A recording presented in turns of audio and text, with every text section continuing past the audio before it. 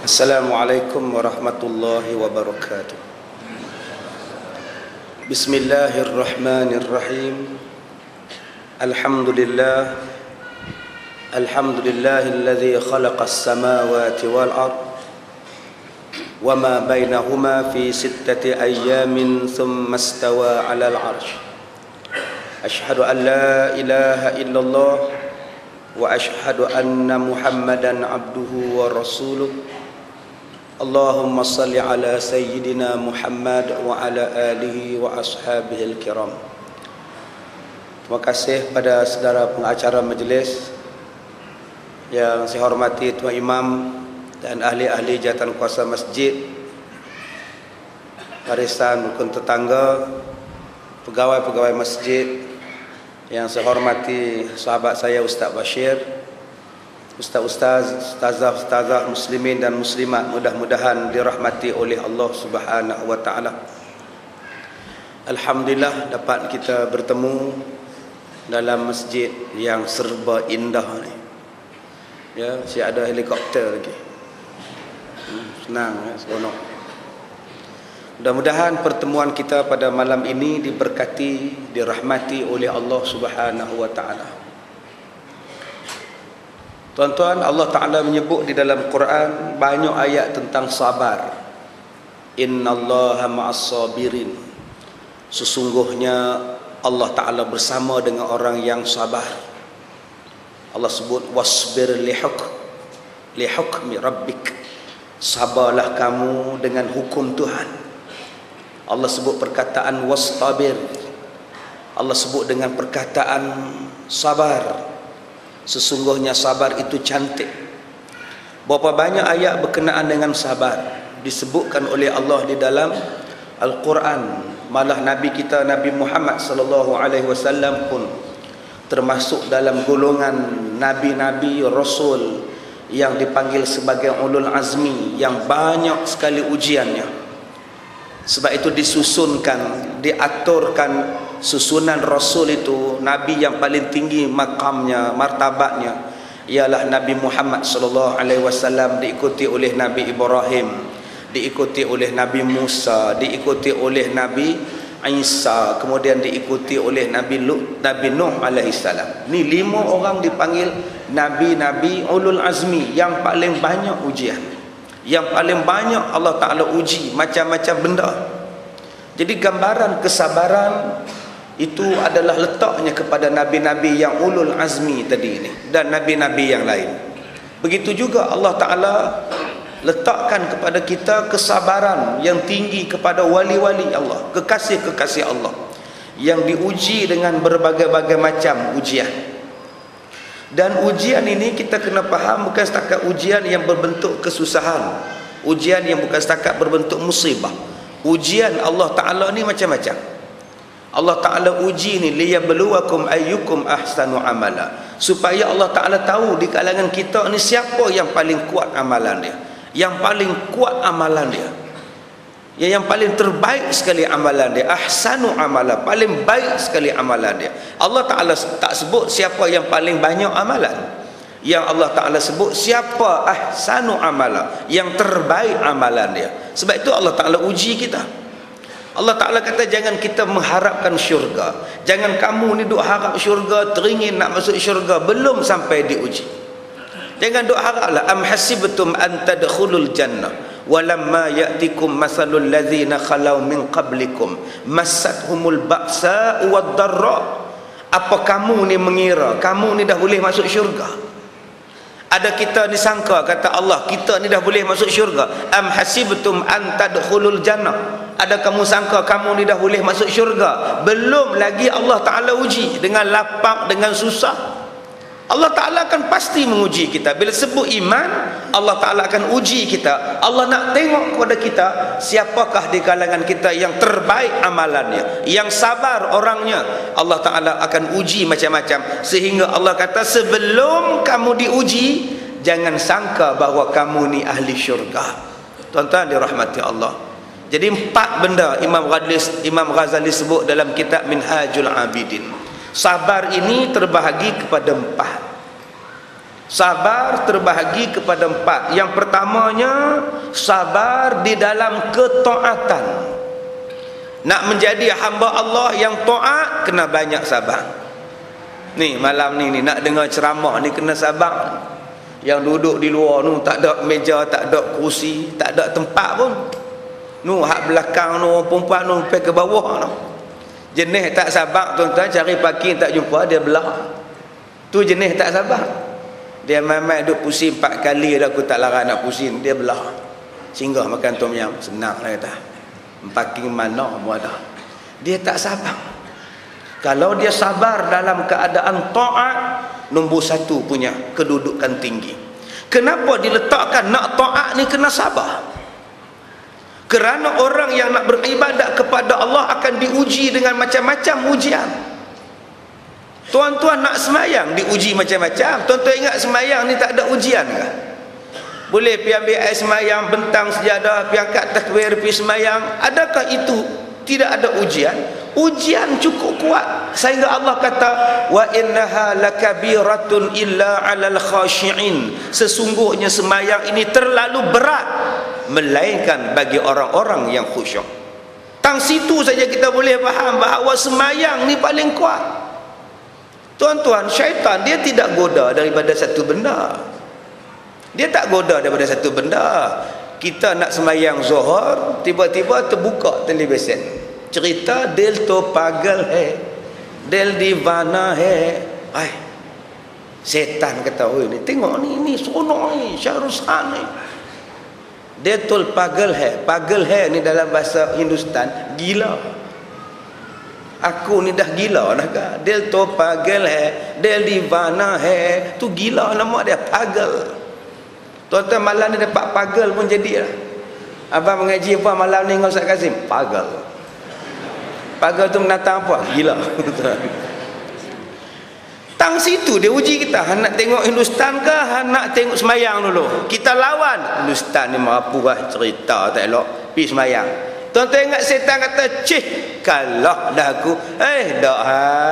Setan kata, "Tak apa, aku ikut hampir bilik ayam pula." Dia bukan setakat tang situ aja, dia pergi ke bilik ayam pula. Mai timbul wah-wah pula.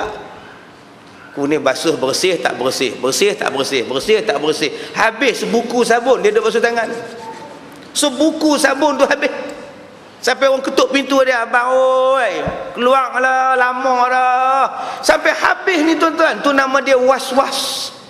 Rasulullah sebut orang yang ditimpa penyakit was-was, puncanya sebab dalam bilik ayak itulah dia mandi, dalam bilik ayak itulah dia berak, dalam bilik ayak itulah dia kencing. Tu punca jadi was-was. Sebab tu tuan-tuan, sekarang ni di rumah kita, rumah taman ke rumah apa ke, di situ bilik ayak, di situ mangkuk tandas. Tolong buang ayak dalam mangkuk tandas tu. Jangan duk buang situlah mandi, situlah buang air kecil. Di situ punca wah-wah. Jadi sekarang kita dah ada mangkuk, buang dalam mangkuk, lepas tu flush. Yang tu tak apa. Jangan duk buang atas lantai tu main simbah ada gitu saja. Tu yang jadi punca wah-wah tu. Banyak orang sekarang jadi punca wah-wah, duk basuh muka, duk basuh tangan, sekali duk teringat, rasa muka tak basuh lagi. Dia ambil balik muka, dia basuh tangan pula. Sekali dia kata rasa muka tak kena lagi, basuh lagi. Tu nama dia wah-wah. Orang macam ni jangan buat pintu bilik ayak dia. Tuan-tuan kalau dapat anak macam ni, dapat suami, isteri macam ni, pintu jangan buat dalam bilik ayak. Tuan-tuan tunggu situ. Cepat. Tuan-tuan kena tengok dia. Dah basuh dah, sudah. Kalau tuan-tuan siap dengan pintu dengan selak lagi, 4-5 jam tak keluar lagi tuan-tuan. Bila kita ambil wuduk, dah selesai dah. Bukan setakat setan dia goda tang situ, dia main tempat semayang pula. Tu yang duk angkat takbir tak berhenti tu. Wah-wah pula. Allahu Akbar. Lah tertinggal 3 rakaat pula dah. Ulang balik. Allah terlupa Allah Ta'ala pula dah. Tu yang jadi wah-wah. Dia punya duk pusing tu. Allah macam nak terjun kolam. Yang herannya bila imam nak rukuk, boleh pula dia masuk. Dia semayang di masjid, bila imam baca qul huwallahu ahad Allahus samad, yang dia ni Allah, elok nak sampai lam yalid, Allahu akbar, elok je turun sekali tuan-tuan. Yang daripada awal tadi duk tak dapat bila imam nak rukuk, elok pula dia dapat. Ini nama dia was-was. Syaitan kata yes. Adakah setakat itu saja syaitan goda? Tak. Dia main mata masa itulah. Dia tengok macam-macam. Lambang salib dia nampak waktu dia tengok, waktu dia semayang. Tengok puati ni rasa salib dia tengok. Dia perhati, dia nampak habis ni lambang apa ni? Kepala babi ni dia tengok. Dia perasan dia baik dah pasal dia nampak kepala babi, tapi dia terlupa yang dia tu sedang solat. Orang yang sedang solat ni setan duduk tang mata semua benda ni. Dia nampak. Kena tu imam baca ayat panjang pula, dia boleh baca ni.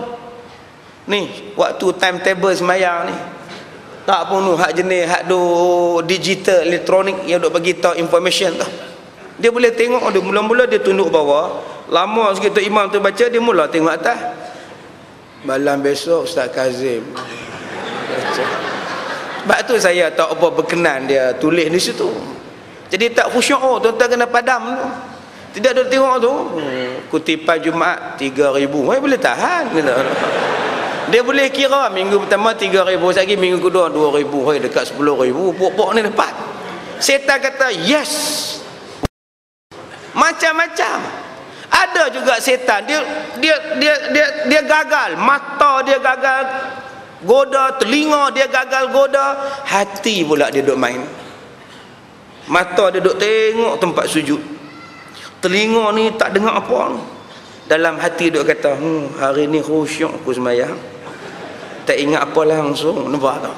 Dia duk perasan, dia kata kali ni aku sembahyang khusyuk sungguh, tak ingat apa langsung. Semalam duk ingat macam-macam. Padahal dia duk cakap itulah tanda dia tak khusyuk. Setan dia mari. Sebab tu Nabi kata nak taat kena sabar. Kena sabar sungguh. Bangkit subuh-subuh pergi semayang. Saat lagi makan sedap-sedap kena stop, puasa. Tak boleh makan siang hari puasa, duit berlambak, makanan banyak, tak boleh makan, sabar. Makan kurma 2 biji, ayak segelas, semayang pula dah. Sabar sungguh. Saat lagi tidur pula lena-lena bangkit, pukul 4 sok pula dah. Duit cari siang malam pula, tiba-tiba kena bayar zakat. Tanam padi, duk buat padi, sak banjir, sak tak banjir, sak padi kena bom, bila dah dapat hasil kena bayar zakat pula. Sabar. Sebab tu nombor 1 kesabaran yang paling tinggi, sabar dalam taat. Ni tuan-tuan tengok nu hak di belakang nu kong ibu, hak atas kita pun kong ibu. Depa lagi sabar pada kita. Telekung nu tuan-tuan. Cuba tuan-tuan cek tuan-tuan punya kem plekat. Rasa bahagian punggung tu rasa apa? Tak rasa apa, rasa licin je. Spender tak pakai. Baju Melayu kem plekat 2 lai je. Jarang sangat pakai spender, tambah jenis veteran, jenis lama. Dia kata lemah perut saya, susah sangat. Cuba tuan-tuan tengok orang perempuan, subhanallah, stokin, baju dalam, seluar dalam, kain dalam, baju kurung, telekung. Sikit punya hangat ke atas. Panas. Tapi mereka sabar, Allah bersama dengan mereka. Ingat senang kalau kita lah telekung tuan pakai tuan-tuan nak abang lah. Rasa buang selerak buang lah, lemah. Mana janggut lagi, misai lagi. Orang perempuan nu cuba tengok nu sabar dengan anak duk buah lagi. Kita mana ada anak besar-besar dah. Ni anak duk tak riba tuan-tuan, ni anak besar dah. Yang paling bawa banyak anak kunci. Anak kecil mereka bawa. Tapi orang perempuan sabar. Allah Ta'ala uji dekat mereka sabar. Nombor 1 kesabaran dia. Sehelai rambut pun tak boleh nampak orang perempuan. Kita semayang mana ada pakai kepiah, sah. Pakai tak pakai kepiah pun sah, tak pakai serban pun sah. Rambut tu juntai, relax, bitters. Rambut tu ni bila nak sujud banyak tuan-tuan jenis tu. Bila nak rukuk je, ya Allah, hang pakailah kepiah kan cantik. Ada hak setengahnya ambil sapu tangan, maikat lagu ni selalunya hak 786 tuan-tuan. Yang mana faham lah 786. Dia ambil kain sapu tangan 4 segi rikat. Yang tu lah lak peluh, sehingwih, hak tu pakai kepiah. Nah, miskin sungguh lah tuan-tuan. Jadi tuan-tuan, Allah Ta'ala uji kita dengan ketaatan. Banyak orang bunguk, pasal apa saya jadi orang perempuan ustaz? Pasal apa? Pasal Allah nak tinggikan darjat. Pasal apa saya jadi orang perempuan ustaz? Saya kena bersalin, saya kena jaga anak, saya kena masak.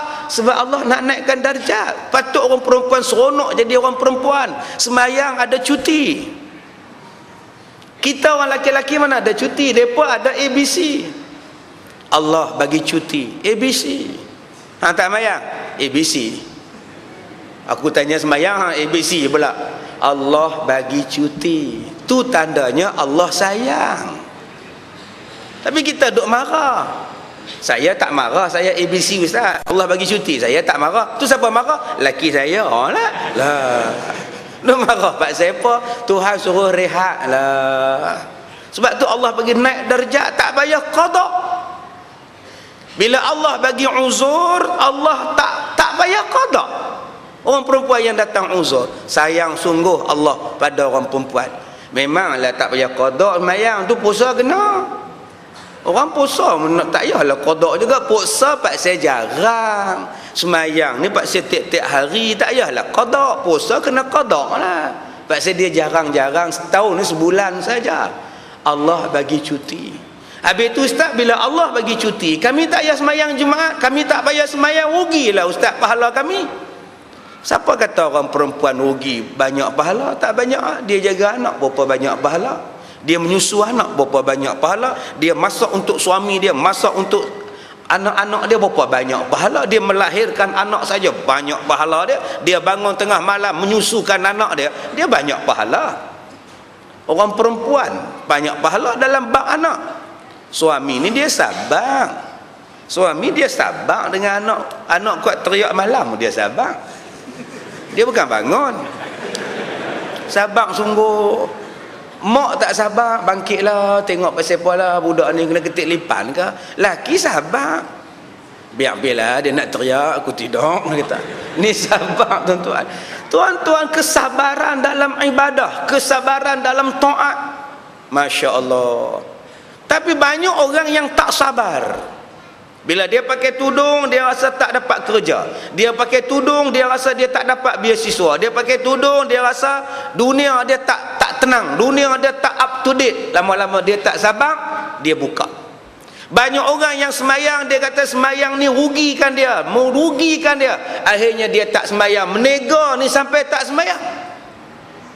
Dia kata kalau saya semayang, berapa banyak saya rugi ustaz. Kadang-kadang toke semayang, anak buah pula tak semayang. Berapa banyak orang yang buat kenduri kendara tak semayang, dia tak sabar. Buat kenduri tak semayang. Start pada pukul 11, habis pukul 5. Zuhur terlepas, asar terlepas. Tak semayang. Kenapa tak semayang Pak Long? Dia kata orang ramai ustaz, oi.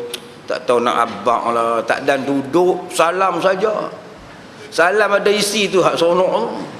Kalau saya semayang setengah jam ustaz kira tengok 5 orang kali dengan 100 ustaz. Maknanya 500 tu dia duk lebih sayang daripada solat. Saya dah kata dah pada tuan-tuan, kenapa tak buat kenduri belah malam? Buat lepas isyak. Tak ada semayang lah, lepas isyak buat kenduri. Ceramah, kuliah maghrib, lepas maghrib. Lepas isyak buat jamuan. Nasi bungkus satu, ayak sebotol. Sah lah. Pengantin duduk sebelah sini, pengantin perempuan duduk belakang, pak pengantin duduk belah kanan. Nak memperkenalkan pengantin, suruh dia bangun. Pengurusi itu imam cakap, ni tuan-tuan, malam ni kita meraihkan apa nama pengantin baru kita lah, ya, namanya Cikgu Din. Cikgu Din mengajar sekolah Jitera tu, jadi dia kahwin lah dengan pasangan dia cikgu juga sekolah menengah Jitera depan-depan kan. Hak Cikgu Din sekolah kebangsaan, isteri dia sekolah menengah. Duk tunggu bas, duk tengok hak tu. Bas lepas 4 kali tak naik-naik lagi. Jadi tang situlah hanya depa berkenan lah, depa kahwin lah. Jadi saya jemput bapak dia untuk menjemput tuan-tuan lah. Pak dia buat ucapan sikit, terima kasih lah tuan-tuan, mai apa semua kan. Jadi saya pun tak tahu nak cakap apa. Terima kasih lah dalam masjid boleh buat ceramah malam ni kan. Jadi tak tahu nak cakap apa. Saya pun pasal jarang main masjid ni kan. Jadi waktu kenuri baru main tu tak tahu nak kata apa kan. Jadi tuan-tuan bagi pak dia cakap. Habis-habis tu tuan-tuan ambil nasi balik lah. Simple lah. Tak payah hias rumah, tak payah bentang tikar, tak payah pergi pasang kemah, tak payah cat rumah, tak payah. Simple je. Masya Allah, senangnya. Nabi Muhammad kenuri yang paling murah, buah kurma dicicah dengan tepung, digoreng tepung tu. Itulah kenuri Rasulullah yang paling murah sekali. Masya Allah. Tuan-tuan ambil buah nangka kan, cempedak kan, goreng. Kenuri jamu yang tu. Pakai duk kentut semua orang balik. Awak abang dia rajin kentut. Puak-puak tu jamu nangka, cempedak, kuduk angin saja. Apa salahnya tuan-tuan? Kenuri Nabi yang paling mahal, roti jala cicah dengan kuah kari. Paling mahal roti jala cicah kari. Masya Allah. Kalau kita ikut yang Nabi punya, sempoi. Kenuri kita apa? Kenuri kita pergi ambil cempedak, pergi goreng. Tapi tuan-tuan kena tahan telinga. 7 tahun orang duk kutuk. Anak masuk tadika orang duk kata lagi, dia tu menikah jamu cempedak tu. Kedekut tak hidup masin semua. Padahal jamu karipak pun sah. Bukan kata nasi minyak aja, bukan kata nasi kerabu aja, jamu karipak pun sah. Tuan-tuan, yang pentingnya ialah kita nak ibadat. Ni nak dakwah ni kena banyak sabar. Kalau tak ada sabar tuan-tuan, tak boleh jadi penceramah. Tak boleh jadi penceramah, nak kena sabar sungguh. Bukan semua orang suka, hak menyampah pun banyak tuan-tuan. Hei, hak menyampah banyak, hak maki hamun banyak. Saya kena cekak baju ada. Di satu tempat tu cekak baju. Main ceramah ni aku suruh ceramah. Duk kata kami pasal apa? Cekak baju. Oi, hebat tuan-tuan. Setakat kena calak kereta tu biasa, bro. Kalau tuan-tuan tak sabar, jangan jadi penceramah. Malam jarang balik, siang tak ada di rumah. Sebab tu ada satu perempuan, dia kata, Ustaz, saya ni berkenan dengan Ustaz. Ni isteri saya tak ada, saya boleh abang. Kalau dia ada payah. Dia kata, Ustaz, saya ni terang-terang cakap, saya suka dengan Ustaz. Ustaz mengajak tu senang, saya faham. Rasa masuk Ustaz. Jadi mana Ustaz pi pun saya ikut. Jadi boleh tak saya nak kahwin dengan Ustaz? Saya nak belajar dengan Ustaz. Saya kata, memang duk ikut kuliah saya ke? Memang Ustaz. Jadi saya nak menikah dengan Ustaz ni sebab saya nak mengaji dengan Ustaz. Saya kata, kalau nak mengaji dengan saya, baik tak usah menikah dengan saya. Sebab bila mengaji dengan saya senang, pergilah mengaji. Tapi bila menikah dengan saya, confirm tak boleh cakap, tak boleh jumpa. Bila masa saya jumpa isteri saya?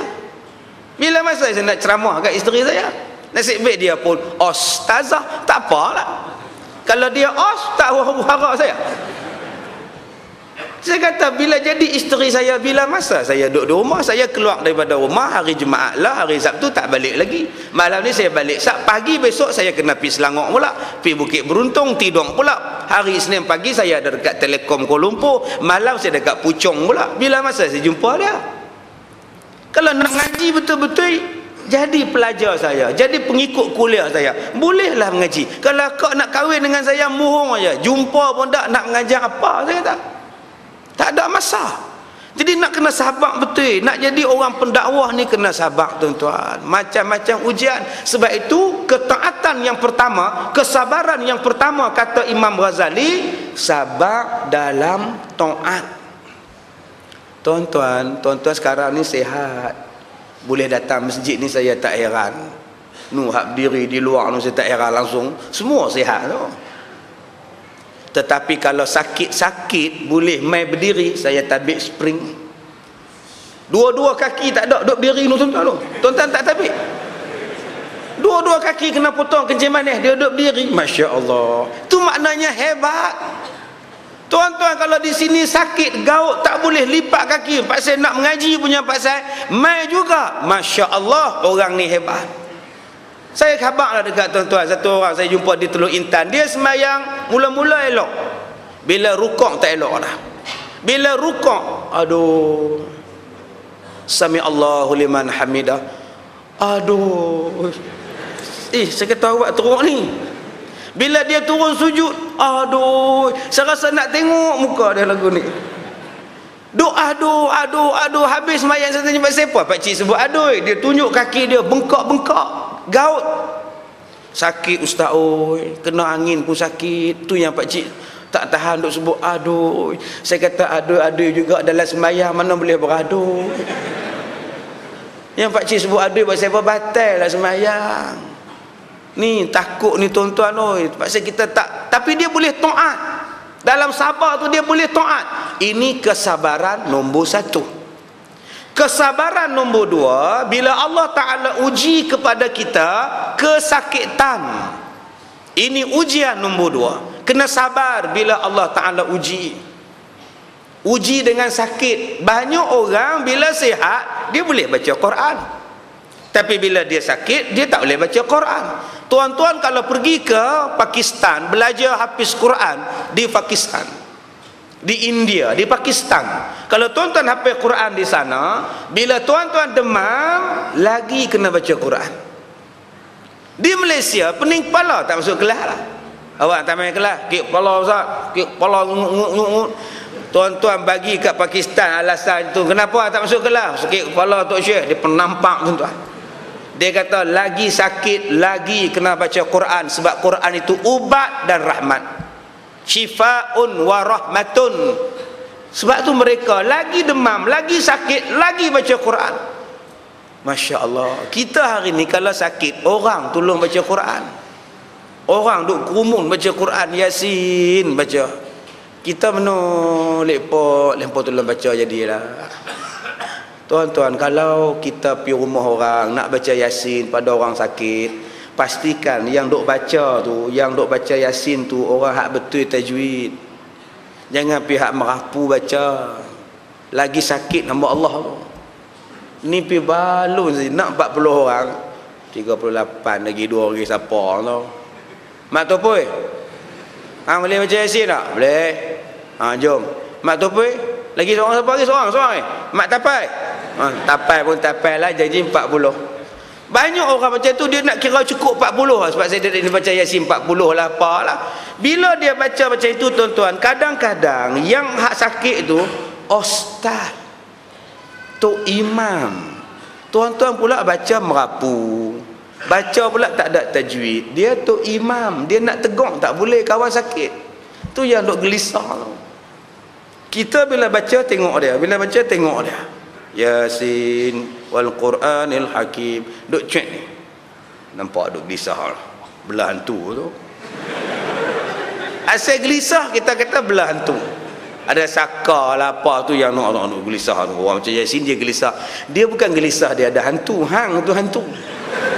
Tajwid tak ada, lintang pukam, berhenti tak betul, waqah tak betul, ibtidak tak betul. Sebab tu dia geleng kepala. Dia duk geleng salah tu, panjang tu, ya Allah. Nak tegak tak boleh, dia geleng lah. Ya Allah, astagfirullahaladzim.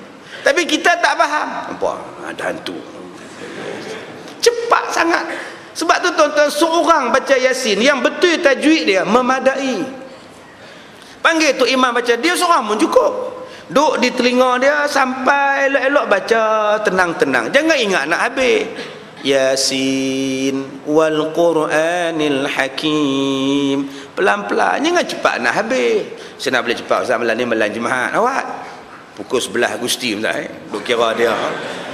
Duk kira dia sakit dah ni Gusti, saya tak boleh tinggal ni Batista ni Ustaz.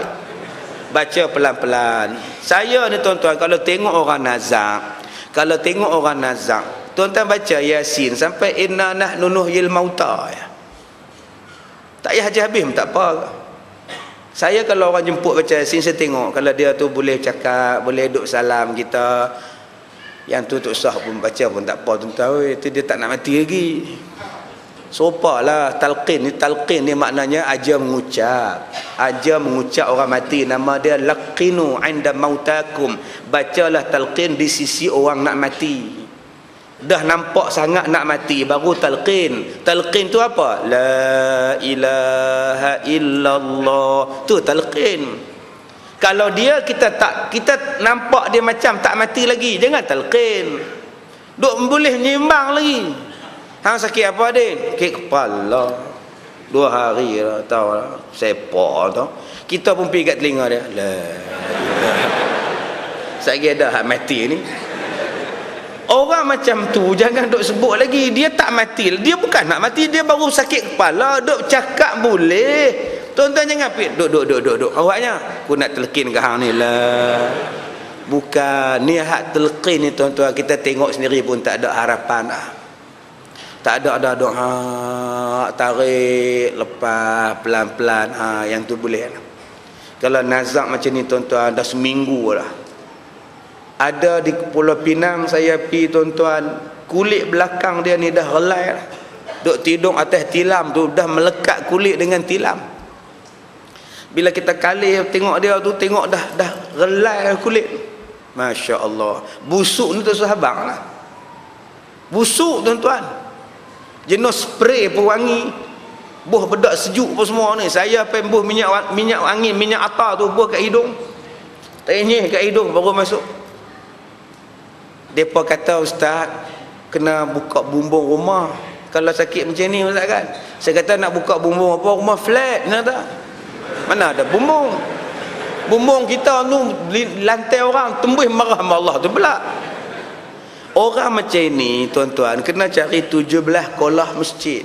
Ayak kolah masjid tu 17 kolah.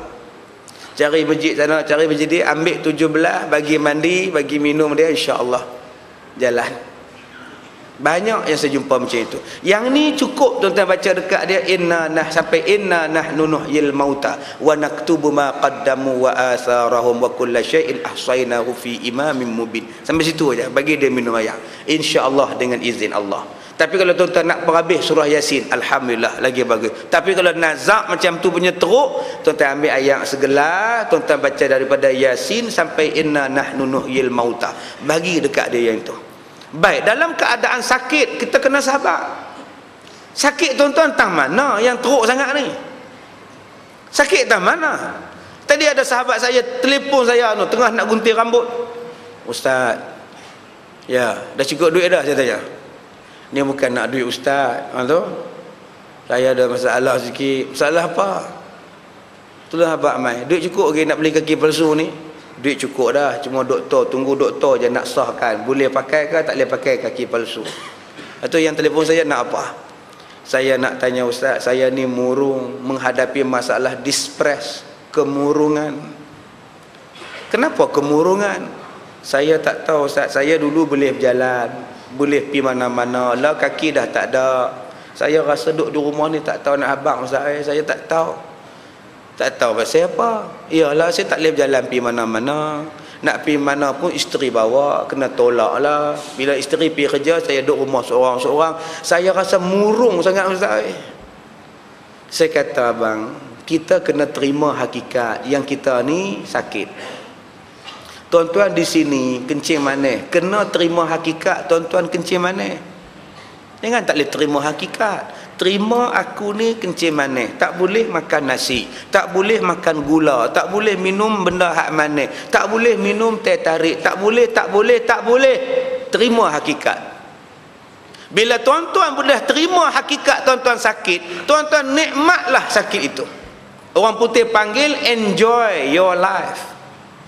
Bila tuan-tuan dah sakit kencing manis, tuan-tuan kena enjoy dengan kencing manis tu. Baru tuan-tuan tak murung. Depa tak tahulah duk habang kata gula tak ada, aku tak larat nak cari sungguhlah. Depa duk suruh gula. Kita selama je jawab, nasib baik aku kencing manis, aku tak makan gula. Nampak? Simple tak? Nampak relax. Depa kata naik gula RM2.6 kupang pula dah. Aku lama tak makan dah. Tu untung kencing manis. Nampak? Sonok tak? Tuan-tuan tak payah cari gula, tuan-tuan tak payah beratok pergi beli gula, tuan-tuan tak payah sibuk pasal gula. Jadi kalau tuan-tuan tak nak cari gula lagi lepas ni, minta-minta semua. Cuma ni. Baru kita rasa seronok. Saya 7 tahun lah tuan-tuan tak makan gula. Tak payah nak sibuk cari gula, tak payah minum teh kosong, tak ada gula apa, relax je. Sedap ustaz? Sedap. Tak cuba? Tak percaya cuba try. Cuba try test tengok. Oh sedap. Lah, tuan-tuan nikmat tuan-tuan tak ada gula ni. Sebab apa? Sebab kita dah terima hakikat yang kita ni sakit. Berapa banyak orang yang jadi susah sebab dia tak boleh terima hakikat yang dia tu sakit. Ujian daripada Allah, relax lah. Kami menikah 20 tahun saya tak ada anak. Alhamdulillah tak ada anak. Tuan-tuan ingat senang ke ada anak ni? Hak lari pada rumah, hak ikut jantan, hak ikut perempuan, ikut perempuan. Anak dia perempuan, pi ikut perempuan. Ada jenis tu. Anak dia perempuan, pi ikut perempuan. Ikut tomboy. Anak dia jantan, pi ikut jantan.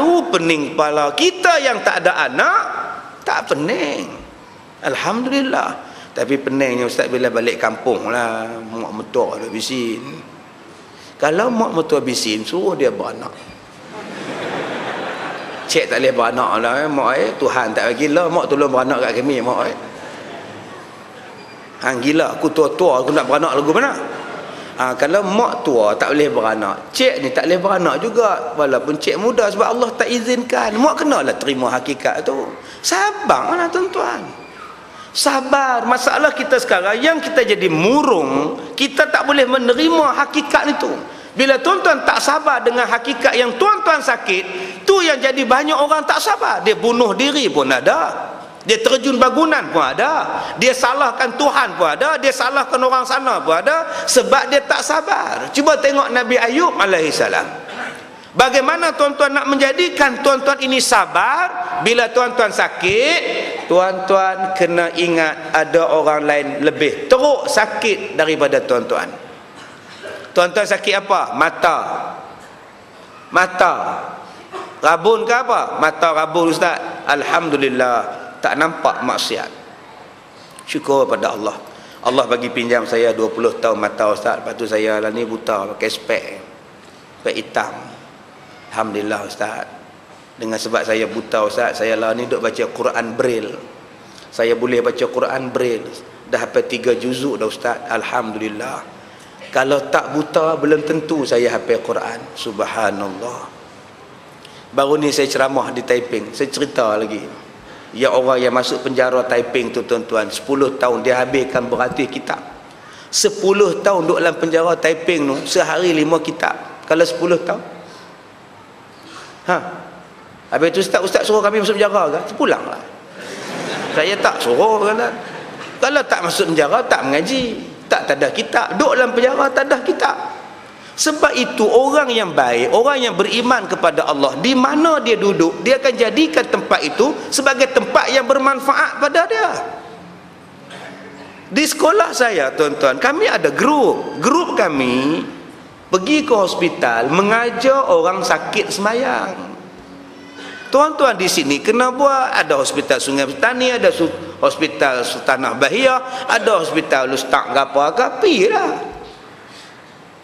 Waktu rehat tengah hari pi pukul 1 sampai pukul 2. Bawa debu tayamum, bawa air mineral, pi ambil wuduk kat depa. Apa salahnya tuan-tuan kita buat? Banyak orang duk sebut dia tak semayang, dia tak semayang. Dia nak semayang apa? Dia tak tahu yang wajib semayang. Dia ingat bila dia sihat kena semayang, sakit ni Tuhan maafkan dia tak semayang. Dia tak tahu. Bila kita pi, kita tanya makcik semayang belum? Belum. Makcik pakai pampers. Macam mana nak semayang? Pakcik tak semayang lagi pakcik. Ni tak nampak ni, ayat kencing duk keluar ni. Mayang apa? Tak nampak kantung besar tu.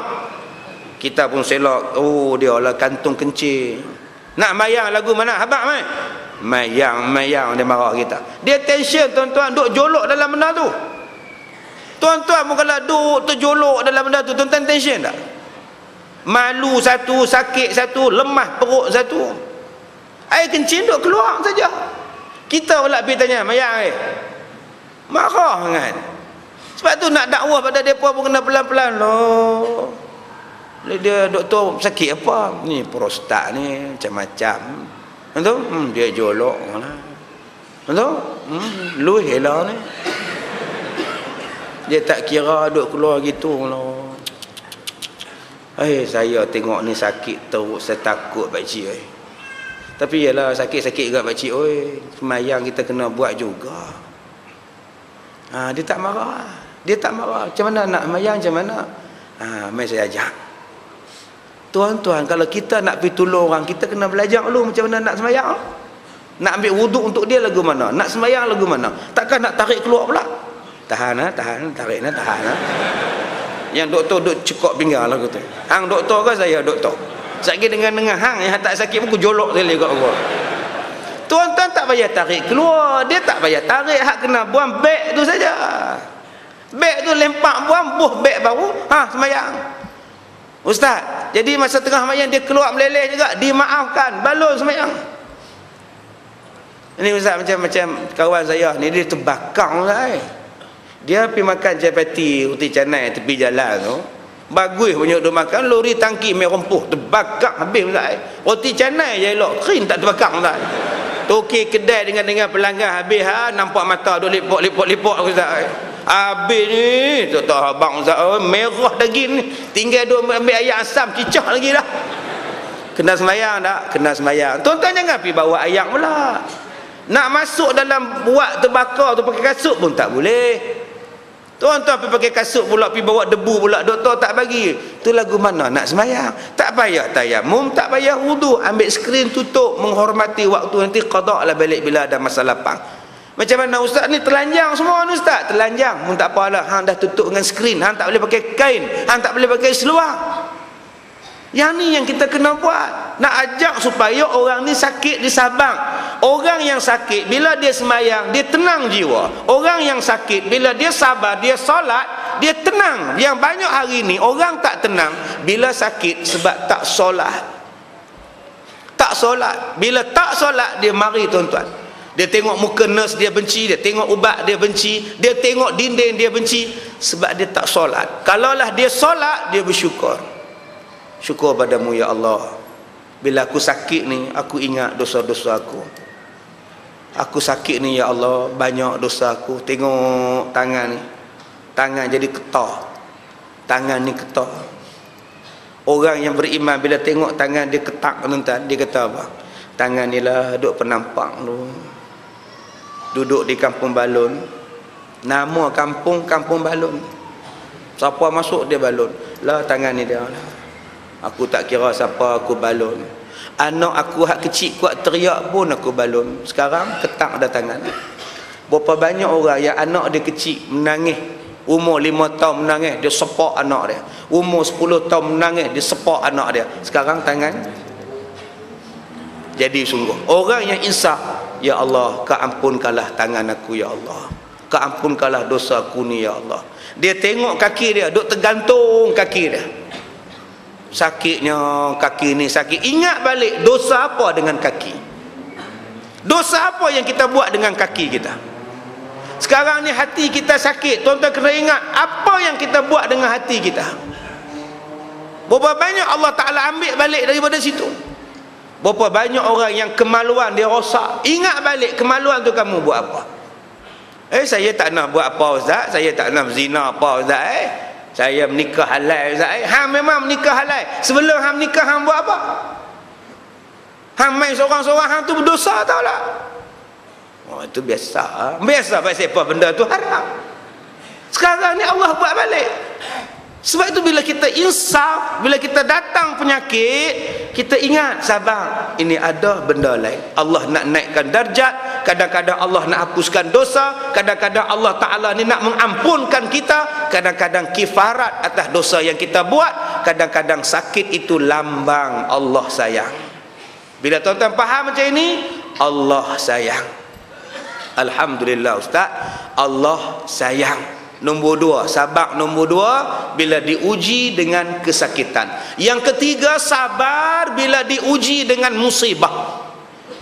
Tak sakit, banjir mai. Tak sakit pun, gempa bumi. Musibah, rumah terbakar. Hak bina badan di Sarawak Bujang Tahar. Rumah terbakar. Habis piala-piala menang bina badan habis. Abang bujang habis 40 tahun abang bujang duduk sini, 40 tahun sudah habislah, satu pun tak tinggal apa. Semua hadiah-hadiah menang dulu sudah tidak ada apa-apa. Masya Allah tuan-tuan, musibah Allah ambil sekejap aja. Kereta tuan-tuan tu musibah hilang. pi dengar ceramah hilang, tinggal bekas tayar je. Musibah. Kasut hilang, turun-turun tak ada, tinggal tapak tang sini aku letak tadi. Hilanglah kasut. Tobatlah aku tak mau main. Ni kali terakhir aku main masjid ni. Pasal kasut hilang pun tak sabar. Astaghfirullahalazim. Saya kata banyak kali dah. Lain kali main masjid tak usah pakai kasut. Confirm tak hilang. Nak hilang apa kasut tak ada. Tak usah pakai kasut. Tak pun tuan-tuan mangga. Beli rantai besi tu ikat kat tiang masjid. Anak kunci pula hilang turun masjid. Tak mana pula dah. Duk gagau. Besok main kata tuan-tuan. Sayang sangat pada dunia jadi lagu tu. Kata saja RM4, mangga RM4, rantai besi RM4, selipar RM2.50. Kan tak cerdik nama dia. Jadi kedekut. Simpan kasut dalam kereta, pi terus ke tandas, basuh kaki, ambil wuduk, jalan. Pasal apa yang kita nak anti pada masjid? Pasal apa yang kita nak jadi marah pada masjid dengan sebab kasut hilang? Itu tak sabar namanya. Sabar dengan musibah. Tuan-tuan balik saat lagi rumah tuan-tuan kena pecah. Sabar. Doa inilah yang Nabi ajar kepada kita. Bila ziarah orang mati, Nabi ajar doa apa?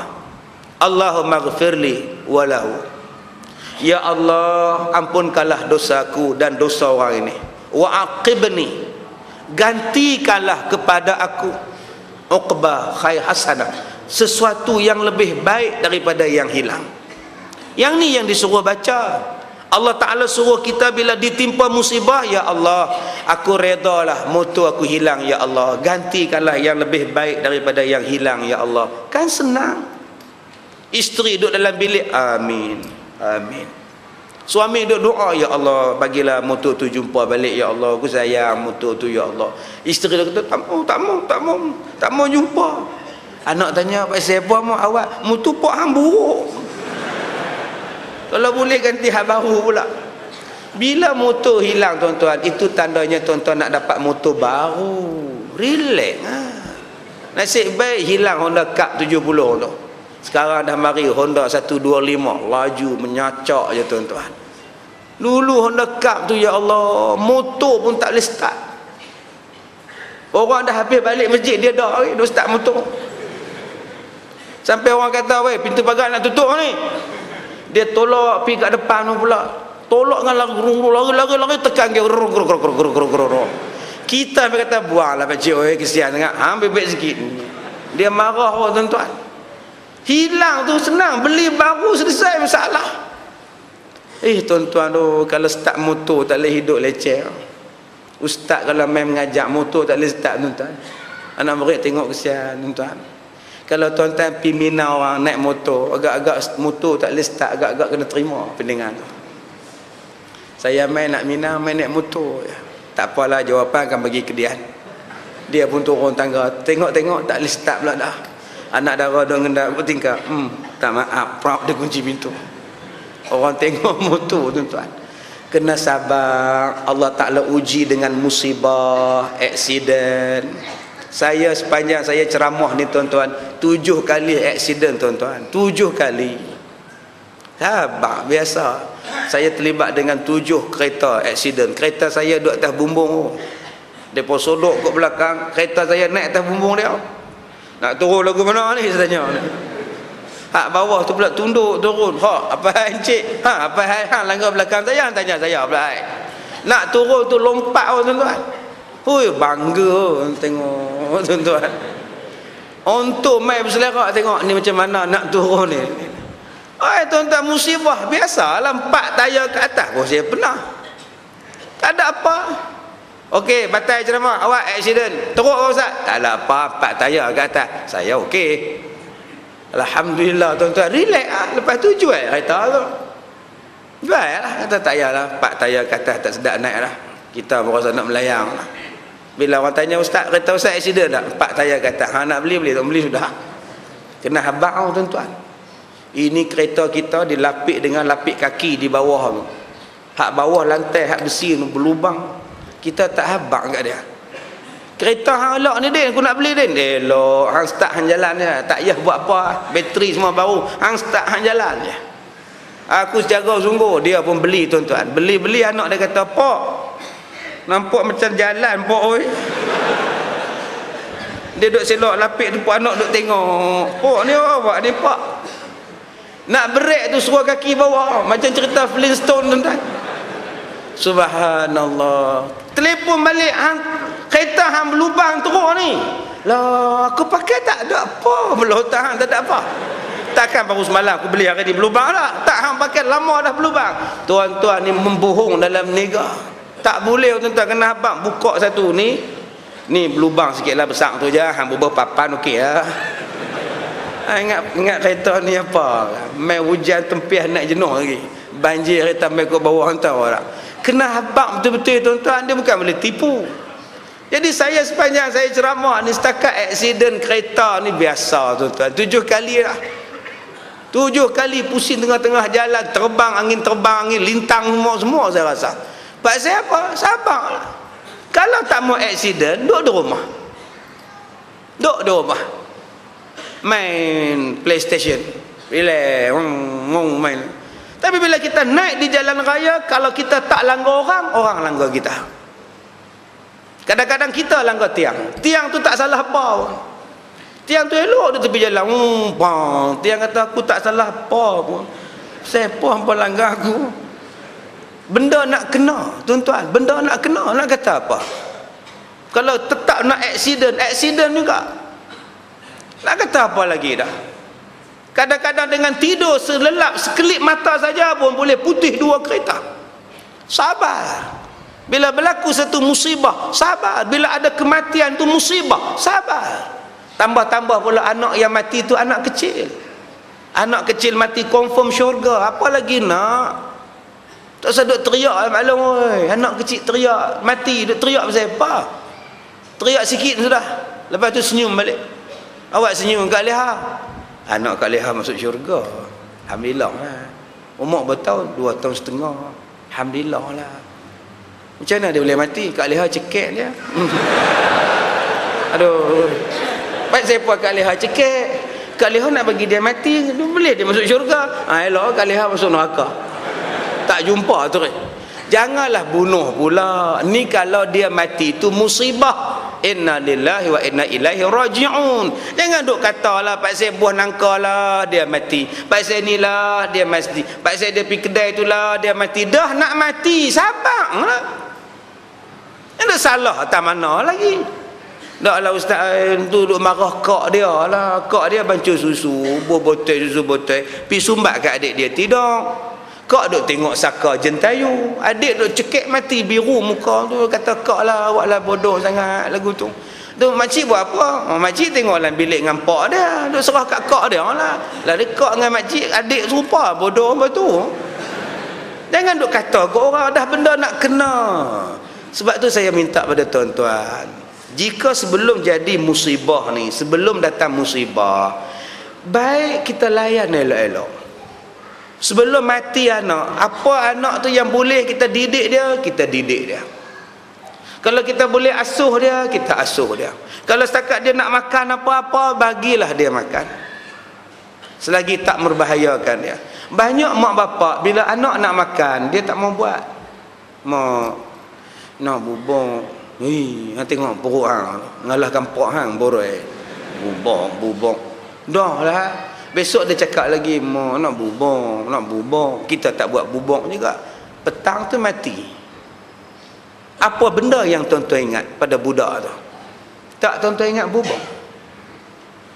Tak tuan-tuan ingat bubong ke dia? 2 hari mati, jiran hantar bubong. Tuan-tuan sepak bubong dia. Sedih. Tak boleh ingat bubong tu. Awak tak tahu. Kenal kat dia. Apa dulu hang tak nak buat? Sekarang ni seminggu sekali main hantar masjid bubong. Tiap-tiap minggu malam Jumaat hantar bubong. Pasal apa mak hantar bubong? Teringat kat anak. Yang kenyang untuk imam, untuk siap. Masa anak dia hidup, dia tak nak buat. Bila mati sibuk nak buat. Buat sebelum dia mati. Puas. Dia nak bubong, sebelum dia mati tu dia nak bubong tu, makcik buat bubong suap, dia punya makan lah, kata mangkuk bong tu penuh, dia makan, dia rasa lapar lah. Apa zono. Jadi sebelum dia mati, apa hajat tunai? Isteri tuan-tuan nak apa? Dia nak apa? Nak gelang, belilah beli. Mahal tak? Lemah tengah mahal, beli hak halus. Hak halus sudah lah. Isteri kita kalau dia sayang pada kita, abang, kalau dia sayang tuan-tuan, gelang kecil pun dia terima. Ten ten ten. Gelang. Kalau isteri dia tengok abang, ya Allah abang, ingat saya kat saya abang kan? Dia tuan-tuan dia suar tangan tuan-tuan pakai, seronoknya, cantiknya, tapi kecil, tak apalah. Dia minta gelang, dia ajak pergi Tesco aja, bawa lah, abang jom pergi Tesco, nak tengok, jomlah abang, bawa lah tuan-tuan. Tesco, nak kucuk duit, Tesco. Dia bukan ajak beli, dia ajak tengok. Tuan-tuan duduk atas motor tengok tu Tesco, tengok. Siap kat isteri tu. Dalam hati kata tengok, aku boleh tengok. Sebab tu akak-akak kalau nak ajak suami pi mana-mana, ajak pi beli. Ni ajak jom abang pergi tengok Tesco. Tengok dia duduk kawan lurus benda orang tu. Semua ada, KFC semua ada. Tuan-tuan bawa lah. Besok kalau dia mati menyesal tak? Duk Tesco, pergi mandi bilik air, sepak licin, batu, sepak sabun, pak mati. Yang tu duk ingat.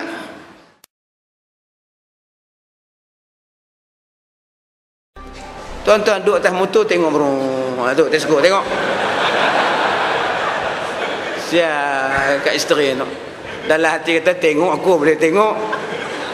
Sebab tu akak-akak kalau nak ajak suami pi mana-mana, ajak pi beli. Ni ajak jom abang pergi tengok Tesco. Tengok dia duduk kawan lurus benda orang tu. Semua ada, KFC semua ada. Tuan-tuan bawa lah. Besok kalau dia mati menyesal tak? Duduk Tesco, pergi mandi bilik air, sepak licin, batu, sepak sabun, pak mati. Yang tu duk ingat. Ayah rasa nyesal mak. Duk nak pergi Tesco je tak bawa. Sial sungguh. Lah dia duk pergi naik motor tengok. Duk cakap sorang-sorang, nampak? Pengawal keselamatan duk tengok mai dah orang tua. Jadi sebelum tuan-tuan jadi macam tu, baik tuan-tuan bawa. Kesian kat isteri kita. Akak-akak pun begitulah saya minta. Kesian kat abang di bawah ni. Esok mati suami akak nyesal akak. Dia minta ikan siakap. Masak je lah, 3 rasa. Buat. Kalau lah hang buat siakap sedap non-noi. Pergi beli, pergi perah elok-elok boh 5 apa semua nak bang. Makan bang. Tengok pulun makan. Mati besoknya puas tak hati? Macam mana banding mati kok tak tahulah. Malam-malam makan siakap. Tu kata duk tengok lain macam dah makan sampai ke tulang pun telan sekali, kata pelik semua. Rupanya dia nak mati tu, tapi kok rasa puas nak buat siakap kat dia. Nampak? Baru puas. Jadi apa permintaan yang orang yang kita boleh tunaikan. Suami ni dia minta menikah lagi seorang, bagi. InsyaAllah tak menyesal kita tuan-tuan. Kesian kat lelaki tu duduk, bila lah boleh sign, bagilah kau, insyaAllah tuan-tuan. Yang keempat, sabar bila kaya, sabar bila senang. Ini kesabaran nombor 4. Banyak orang sabar masa miskin, masa ditimpa musibah, dia sabar, ada RM10 aja. Nak tikam nombor ke beli nasi, tikam nombor ke beli beras, dia beli beras dulu, dia sabar. Tetapi bila dia kaya, duit dia banyak, aku nak judi ke nak apa, aku nak judi ke nak apa, aku nak judi, baik duit banyak judi lah, maknanya dia tak sabar lah. Banyak orang masa dia miskin, dia boleh main semayang di masjid. Pukul 3 suku petang dia main, nak mayang asak. Tu dia marah Tok Bilal main lambat. Aku main 3.30, hang tak main pasal apa? Asak 4.45 apa je. Oh ya ke? Silap aku. Punya semangat nak semayang tuan-tuan. Masya Allah. Tu jawatan Tok Bilal. Saya jumpa Tok Bilal tuan-tuan pukul 3.45 azan. Masya Allah, punya semangat, excited ni. 3.45 dia balon dah. Rupanya dia tidur, jaga-jaga tengok jam silap. Start motor menonong pergi bang. Tak tengok jam masjid surah lah. Dia buka pintu Bilal bang. Yang tu yang saya sebut tu. Tengah duk sebut asyhadu an la ilaha illallah, asyhadu anna Muhammadar Rasulullah, pengurusi surah mai. Kawan bang, Allahu akbar, Allahu akbar. Hai, semangat masak. Mai pengurusi dia kata, mana masuk waktu lagi? Tengok jam betul-betul. Terlupa tutup mic. Satu kampung ni dengar, tengok betul-betul mana ada sang lagi. Ni namanya pengurusi taklah baca punya.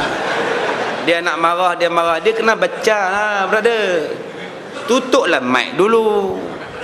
Abang dekat dia 3.50 baru. Abang lagu mana?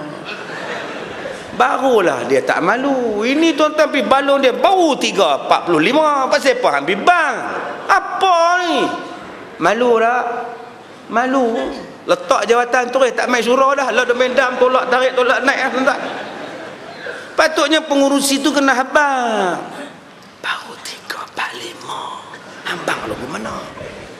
Nak kabur kampung, asyhadu an la ilaha illallah, cubaan satu, ujian suara, asyhadu anna Muhammadar Rasulullah, ujian suara 1 2 3, hayya 'alas salah, hayya 'alas salah.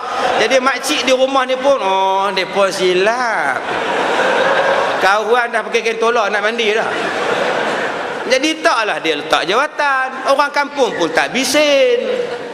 Inilah namanya baca, ni taklah baca punya. Sebab tu ayat yang pertama diturunkan, Iqra, Iqra, bacalah, bacalah, bacalah. Dia suruh kita mengkaji, bukan setakat baca buku, bukan setakat menuntut ilmu. Dia suruh kita mengkaji, bacalah. Apa yang kita nak buat membaca. Tuan-tuan, Allah Ta'ala berikan kita ni kaya untuk apa? Allah bagikan kita kaya untuk apa? Untuk Allah Ta'ala carikan kita ni, jadikan kita ni mencari syurga dengan kekayaan kita. Ini masjid tuan-tuan, ada hamba Allah suka rela wakafkan berjuta buat masjid. Itulah guna kaya. Islam bukan disuruh kita miskin. Bila miskin, bila nak sedekahnya. Bila kita miskin, bila nak wakaf. Ni buat masjid ni, membina masjid. Masya Allah. Nabi kata siapa yang bina satu masjid dalam dunia, Allah bina mahligai dalam syurga. Allah ustaz, saya tak ada duit ustaz. Oi, nak bina masjid lagu mana? Tuan Haji bagi apa itu? Bagi tiang. Tiang pun dapat. Oh, makna tiang lah syurga ustaz. Mahligai juga walaupun tiang. Bata, simen yang tuan-tuan bagi, berjihad fi sabilillah, yunfiqun, infak pada jalan Allah dapat. Tapi bila kita ni senang, kita tak sabar, kita jadi sombong. Bila jadi kaya jadi sombong, berjalan pun jadi lain. Tuan-tuan tengok Alibaba berjalan lapuk. Bila wak balik daripada gua harta tu, dia korek tanah pakai topi lagi, duk korek dalam rumah, buh barang mah, tutup dengan batah. Sekarang anak sudah jadi orang kaya. Sekarang macam mana orang kaya ya? Dia ubah tuan-tuan. Tengok cara dia berjalan pun. Nampak? Tuan-tuan tak tengok cerita tu. Tu jalan. Duk gelak. Udah macam beruk pula kata dia. Semua dah berubah dah. Batuk berubah, yang ni berubah. Masya Allah. Lagi kaya patutnya lagi tawaduk macam Abdul Rahman bin Auf.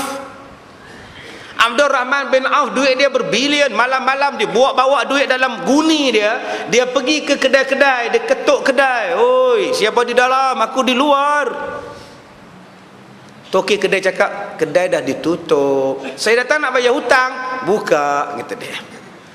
Kedai dah ditutup. Saya datang nak bayar hutang. Kalau gitu saya buka, kata toki kedai. Buka pintu kedai. Kamu Abdul Rahman, mana ada kamu hutang dengan saya? Saya tak berhutang dengan kamu, tapi saudara kita berhutang dengan kamu. Tolong ceritakan pada aku, siapa saudara-saudara kita yang berhutang? Aku nak jelaskan hutangnya. Masya Allah. Kira-kira dia buka buku 35, yang ni hutang, yang ni hutang, yang ni hutang. Nak aku tolong bayar untuk mereka. Tutup, pergi kedai lain pula. Tapi jangan habak ke orang, yang aku tolong bayar kat mereka. Masya Allah tuan-tuan, kalau macam ini tak syurga dia. Tuan-tuan jangan kata Abdul Rahman bin Auf masuk syurga tu merangkak. Memang hadis kata 10 orang yang masuk syurga tanpa hisap terus masuk syurga. Terus masuk syurga, garanti syurga. Bilal bin Rabah, Abu Bakar, Uthman dan sebagainya. Termasuklah Abdul Rahman. Ada orang kata Abdul Rahman masuk syurga merangkak, pasal dia kaya, dia banyak harta, dia lambat dihisap, dia merangkak masuk. Salah fahaman itu. Tuan-tuan cuba tengok sahabat kita yang berada di pintu masjid, yang berada di pintu tu. Dia berada di pintu nak masuk dalam masjid, dia tak payah bangun, dia hanya perlu mengesok saja. Ni dalam masjid, dia di luar masjid, sebelah pintu. Bila kita kata masuk apa? Masuk, dia hanya ngesot. Begitulah Abdul Rahman. Dia duduk di tepi pintu syurga. Bila dibuka pintu syurga, mengesok masuk. Tak payah nak bangun, tak payah nak berjalan dah, mengesok saja. Sebab dia betul-betul tepi pintu syurga. Sebab banyaknya bersedekah, banyaknya berwakaf, banyaknya berhibah. Ini untung jadi kaya. Sebab tu bila kita kaya, kena sabar, jangan sombong. Kalau tuan-tuan kaya, jangan boleh lawan dengan Nabi Sulaiman. Nabi Sulaiman lagi kaya tapi tak sombong pun. Kalau tuan-tuan di sini sakit, tolong beribadat. Nabi Ayub lagi teruk sakit pada tuan-tuan tapi masih berbuat ibadat. Kalau tuan-tuan kata tuan-tuan di sini orang miskin, saya tak boleh sempat beribadat. Nabi Isa lagi miskin tapi Nabi Isa boleh beribadat.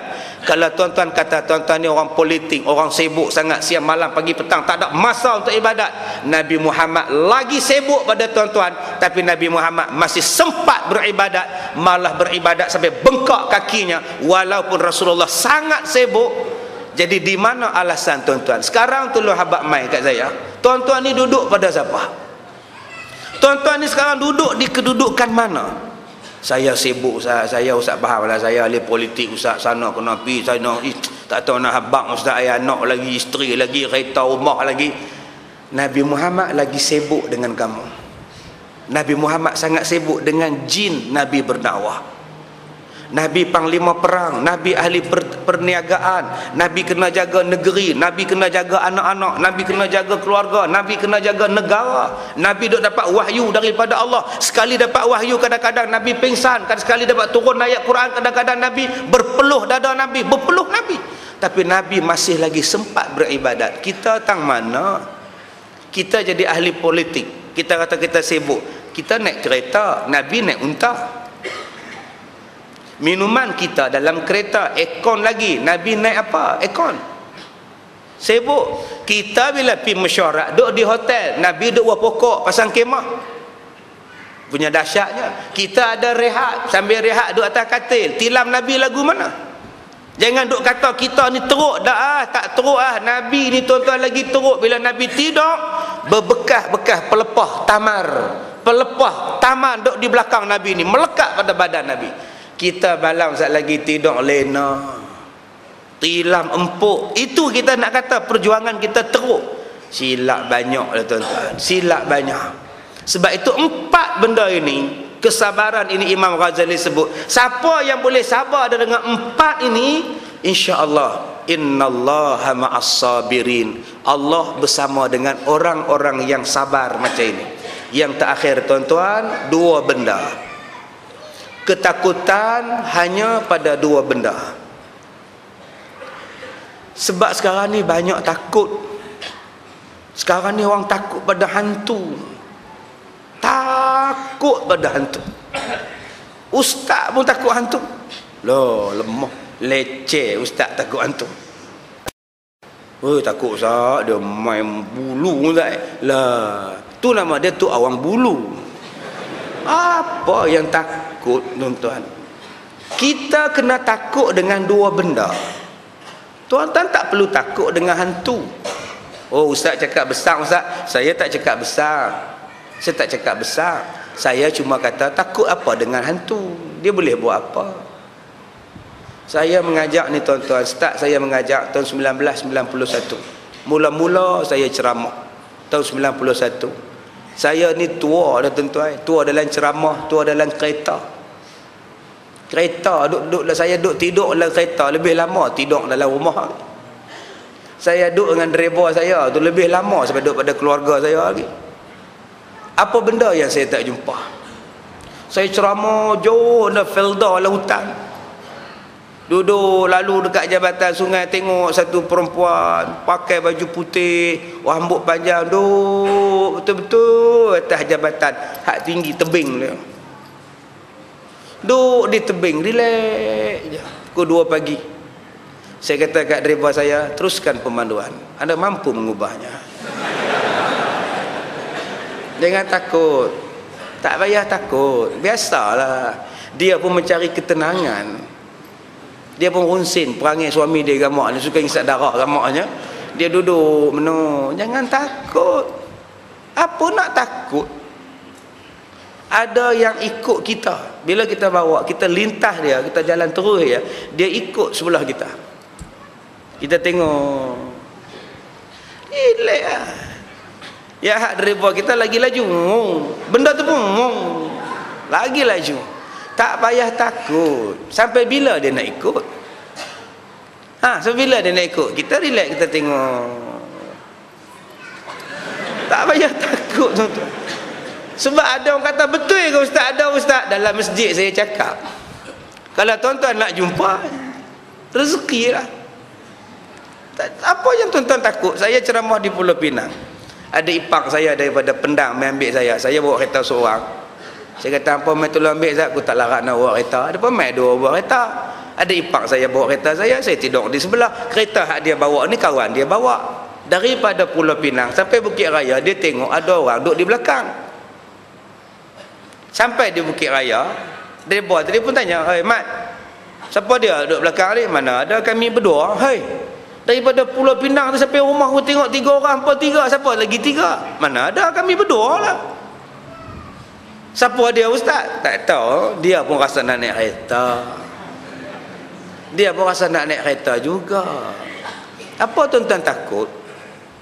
Saya balik mengajak tuan-tuan, kadang-kadang orang bagi salam kat rumah. "Assalamualaikum, Kazim." Dia bagi salam, jawab. "Salam." Buka tingkap. Pukul 2 pagi. "Siapa abang?" "Orang bagi salam." "Kazim." Buka balik, tak ada. Dia peminat. "Bacalah apa abang-abang." "Baca apa? Ada pagang." Dia kalau masuk, kena buka pagang dulu, boleh masuk. Kita ada pagang. Tuan-tuan takut apa? La ilaha illallah. Ini main masjid pukul 5 pagi, bunyi pokok nyuk, tiba bumbung masjid pun dia lari. Dia main awal masjid dekat pokok nyuk, duk sapu. Sudah masuk 3 kali lari. Apa yang takut? Masya Allah. Yang kena takut dua perkara yang tuan-tuan kena takut. Pertama, takut buat maksiat. Tu saja. Nombor 1, takut buat maksiat. Kalaulah kita mati dalam maksiat, apa cerita? Ittaqullah, bertakwalah kamu pada Allah. Takut pada buat maksiat. Sudah. Aku orang Islam, aku dilarang berdua-duaan dengan perempuan yang bukan mahram. Keluar. Takut. Saya ni tuan-tuan ni, tadi saya berceramah dekat Era Eda tadi. Ramai telefon ustaz Era Eda, tak mana Belambak Era Eda. Saya kata dekat Napuh, saya pun tak tahu Napuh, saya tahu Era Eda je lah. Hak pi Jetera, hak pi Sungai Petani, bodoh cari Era Eda. Dekat Napuh, dekat Kelang depan. Macam-macam mesej ni tuan-tuan. Mesej macam-macam. Yang mai di rumah saya ni tuan-tuan, isteri ada, dia mai di rumah. Dia buka tudung semua. "Ustaz, tang mana yang saya tak lawa? Habaq mai." Tuan-tuan nak kata apa? "Tolong habaq mai. Tang mana hak saya ni hak tak berkenan di hati ustaz?" Saya kata saya tak berkenan sebab hang tak takut pada Allah. Macam ni perangai hang, buat macam ni. Dah. Tudung pakai tudung balik. Aku tak mau pakai. Hang bandingkan bini hang dengan aku, mana lawa. Masya Allah. Takut tuan-tuan. Ya, takut. Perangai manusia ni macam-macam. Ada yang letak duit. "Nah ustaz, 5,000. Saya kata, "Banyak duit nak buat apa?" "Saya nak ustaz bagi dia mampu." Saya tak faham. Isteri saya main dengan dia, duk projek dengan dia. Saya benci pasal dia pakai bini saya. Saya nak ustaz bagi mampus dia. Saya bukan pembunuh upahan. Saya pun tak suruh ustaz bunuh dia. Saya nak ustaz santau. Astaghfirullahalazim. Mana saya reti santau? Saya kata, saya tahu ustaz boleh buat. Saya tahu. Dah, saya tak boleh tahu. Saya pun kena santau. Pasal apa saya nak santau orang? Lah ustaz nak berapa? Saya tambah lagi 5. Dia suruh saya santaukan orang Filipina tu pasal orang Filipina tu duduk beromen dengan isteri dia. Saya kata saya takut pada Allah. Saya tak reti buat. Okey, kalau ustaz tak mau santau, saya minta ustaz baca Yasin, sembahyang hajat, bagi budak tu mati. Saya kata Yasin dan sembahyang hajat bukan nak bagi buncit perut orang. Tu bukan saya tak mau. Ambil balik, saya tak mau duit ni. Tuan-tuan, ni kita kena takut dengan maksiat. Cuba tuan-tuan tengok dalam dompet tuan-tuan, ada apa? Ada kad kredit riba. Tuan-tuan tak takut dengan mati dalam keadaan mengamalkan riba? Tuan-tuan tak takut ke mati dalam keadaan menyimpan benda riba dalam badan tuan-tuan? Kad kredit riba, insurans riba. Tuan-tuan tak bimbang ke pada Allah Ta'ala mati dalam keadaan menanggung riba? Sampai bila kita tak mau tinggalkan riba lagi? Duk pajak gadai, masih lagi pajak gadai bukan Islam? Kita sampai bila ni? Tak adakah perasaan takut tengah duk gadai barang secara riba ni, mati tengah itu?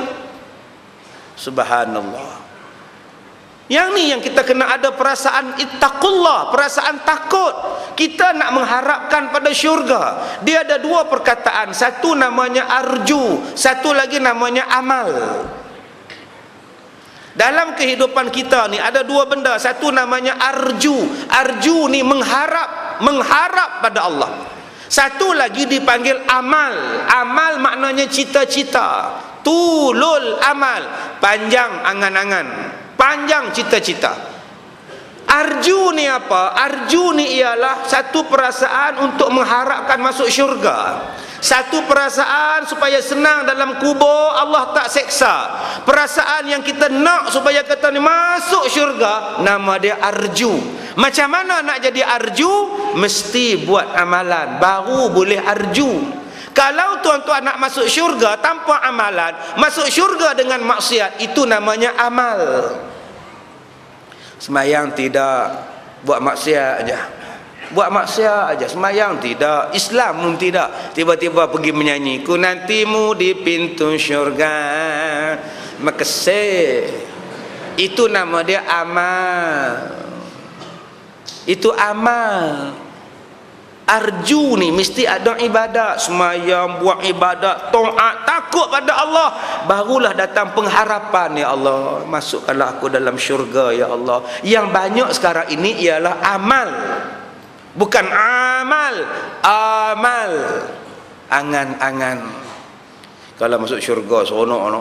Nak masuk syurga apa? Masjid pun tak mai, mengaji tak mai, semayang celang-celup, rasa rajin semayang, rasa malas tak semayang. Macam mana nak dapat syafaat Nabi? Selawat pada Nabi pun tidak.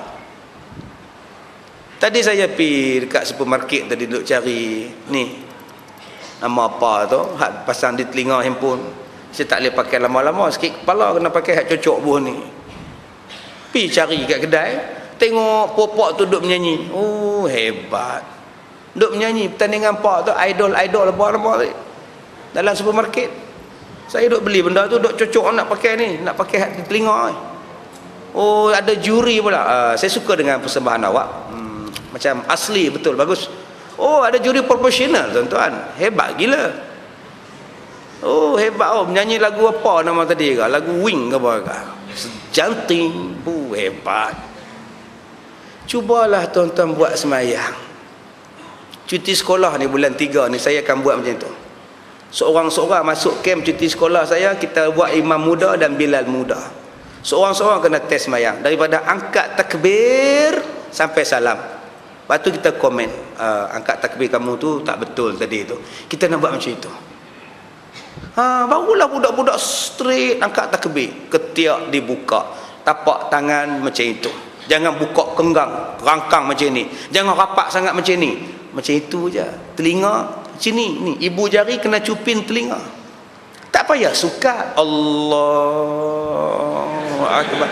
Jangan suka pula. Ini dosa suka pula. Allah. Okey. Allahu akbar, jangan. Angkat takbir supaya dapat pahala. Ini yang angkat takbir macam-macam. Yang angkat takbir action pun ada. Salli fadhal. Allah. Kita tengok pun gaya Allah. Ni kompom untuk guru besar ni. Ada yang terlalu sangat detail sangat. Allah. Jauh pergi tuan. Dia tarik Allah. Kita tengok ada hak depa pula. Allah. Kita duduk sebelah dia, kita sampai duduk lagu tu. Dia Allah. Kita sampai beralah, tak apa. Buat tak apa. Saya kedian, tak apa. Saya kena dekat sekali kat Ipoh. Dia semayang duduk, saya semayang berdiri, dia duduk, dia sakit. Bila dia takbir, dia melompat. Allah, terkejut saya. Entah apa ni. Lala saya berhenti tengok dia dapat pun saya angkat tuan-tuan. Dia lompat. Minggu depan saya pergi sembahyang jemaah, takdir Allah duduk sebelah dia lagi. Saya dah tak terkejut dah. Sebab minggu lepas kena dah. Bangladesh sebelah dia pula terkejut. Bangladesh tengok dia. Kat tempat aku tak ada lagu ni. Duk. Apa ni? Kesian sungguh. Saya minta lah tuan-tuan. Tu yang cuti sekolah bulan 3 ni, kem cuti sekolah kami, kem ialah Imam Buddha, Bilal Muda. Seorang-seorang kena buat mandi mayat. Praktikal mandi mayat tuan-tuan. Tak patung sekong situ, hampa mandi ku nak tengok. Kena buat supaya betul. Yang banyak sekarang ni hak duk menyanyi ni. Buka TV menyanyi, buka ni menyanyi, semuanya pertandingan menyanyi. Budak 4 tahun pandai menyanyi lah. Saya nak balik keluar tu tuan-tuan, saya bertemu dengan budak saya agak dalam 8-9 tahun gitu. Budak perempuan pakai baju apa nama jaket jeans tu, pakai baju hak dada ni. Muka ni penuh lelak ni saya tengok. Yang mak bagi galakan. Masya-Allah. Lorak sungguh tuan-tuan. Saya kata kat pembantu saya, jom kita belah. Lagi saya masuk payah lagi. Menang kat saya pula, biar kita belah dulu. Apa nak jadi ni tuan-tuan? Jadi kita nombor 1, kita kena takut buat maksiat. TV di rumah tuan-tuan, berapa banyak yang jadi sarang maksiat. Saya kata dah pada tuan-tuan, TV tu saya tengok lah. Benda hak tak peda tu saya tengok. Tengok berita sudah. Tengok cerita National Geographic sudah. Tengok program perdana ke Al-Kuliah ke tanya ustaz tengok. Cerita hak merapu ni kau tamu tengok lah. Jaga mata ni. Saya sebut banyak kali dah. Tuan-tuan nak tengok apa lagi? Ustaz dah tahu dah hero dia menang. Last kali Inspektor Sahab sampai. Confirm sampai. Tak apa hero dia menang. Lalah menikah juga. Tu saya tengok dah. Baik tuan-tuan tengok. Berapa banyak dosa yang kita buat. Takut tuan-tuan oi. Kita dalam kubur, bila kita tinggalkan mayat dalam kubur, duduk seorang-seorang, siapa nak teman? Siapa nak teman? Kita duduk dalam kubur. Sebaik-baik kawan pun dia hanya turun dalam kubur. Lepas tu dia naik. Mana ada kawan tunggu terus. Tak mau naik mat? Tak apa Pak Din. Kamu sekali tak apa. Teman ada kesian, orang tua ni pun kesian, tak ada kawan. Mana ada. Bila orang usik dia, kamu dia lompat, oi apa ingat aku mati dah, dia marah. Siapa nak teman dia? Kita tak boleh teman, anak tak boleh teman. Kita ni tuan-tuan, bukan semua orang suka. Saya ni banyak orang tak suka. Saya tak perlu kecil hati, saya hanya perlu buat ibadat. Saya kata aku peduli apa dengan hampa nak kata-kata pi, hampa nak boikot pi, aku buat ibadat aku, besok aku tanggung sendiri lah kubur. Hampa bukan boleh tunggu pun, saya kata. Habis kuat baca doa, habis kuat sembahyang mayat, habis tu tinggallah kita seorang-seorang dalam kubur. Baik kita takut dengan dosa yang kita buat. Yang ni lebih baik tuan-tuan, kita duk fikir kan. Setengah orang dia tak fikir ni, dia duk fikir nak jaga hati orang tu, nak jaga hati orang ni, nak jaga perasaan orang tu, nak jaga perasaan nantu, nak jaga hati anak. Bila depa buat maksiat kita tak tegak, kita nak jaga hati. Dengan sebab kita tak tegak perbuatan maksiat, kita jadi syubhah. Kita jadi syubhah sekali, kita terlibat sekali. Ni yang kita minta. Saya ceramah di rumah orang pengantin, saya tegur. Ni siapa ada pelamin-pelamin ni pasal apa? Nak bila nak sanding ni? Saya cakap. Sebab tu kadang-kadang orang tak jemput kenduri. Orang tak jemput kenduri saya. Semalam ada kenduri dekat dengan rumah saya. Tu yang saya sebut di taman di Alustaq semalam. Tak dijemput. Jenuh duk cari kad. Mana ni mana tak ada. Pom-pom tak ada. Paksa apa? Paksa saya mai. Saya tegur. Cantik pelamin. Tu nak sanding malam ke, sanding siang ke, sanding depan orang ramai. Sejenis macam itu tuan-tuan. Sebab tu orang tak mau. Tengah-tengah karaoke Ustaz Kazim mai. Stop. Tengah duk karaoke tu lagu, Masya Allah, apakah perasaan benci ini sebenarnya. Tengah lagu tengah bagus, nampak pada jauh nak lari, Ustaz Kazim mai. Terus tukar, Subhanallah, Maha Suci Allah. Hantam saya lah. Sekali lagi saya membabai kat tuan rumah, dia start balik tukar lagu lain pula dah. Masya Allah. Nak kata apa? Tak salah karaoke. Siapa kata salah karaoke? Lagu kena elok. Orang perempuan tu sah karaoke. Makcik-makcik duk rehat-rehat. Bagi pakcik je karaoke. Tak salah.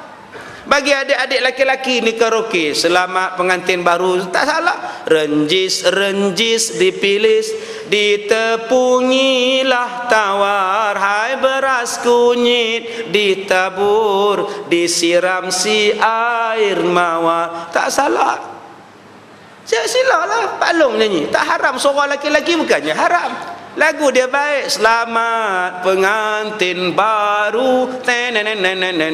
Tak salah. Salah di mananya ucap selamat pengantin, tambah yang menyanyinya kompang, budak kecil adrah balon. Tak salah.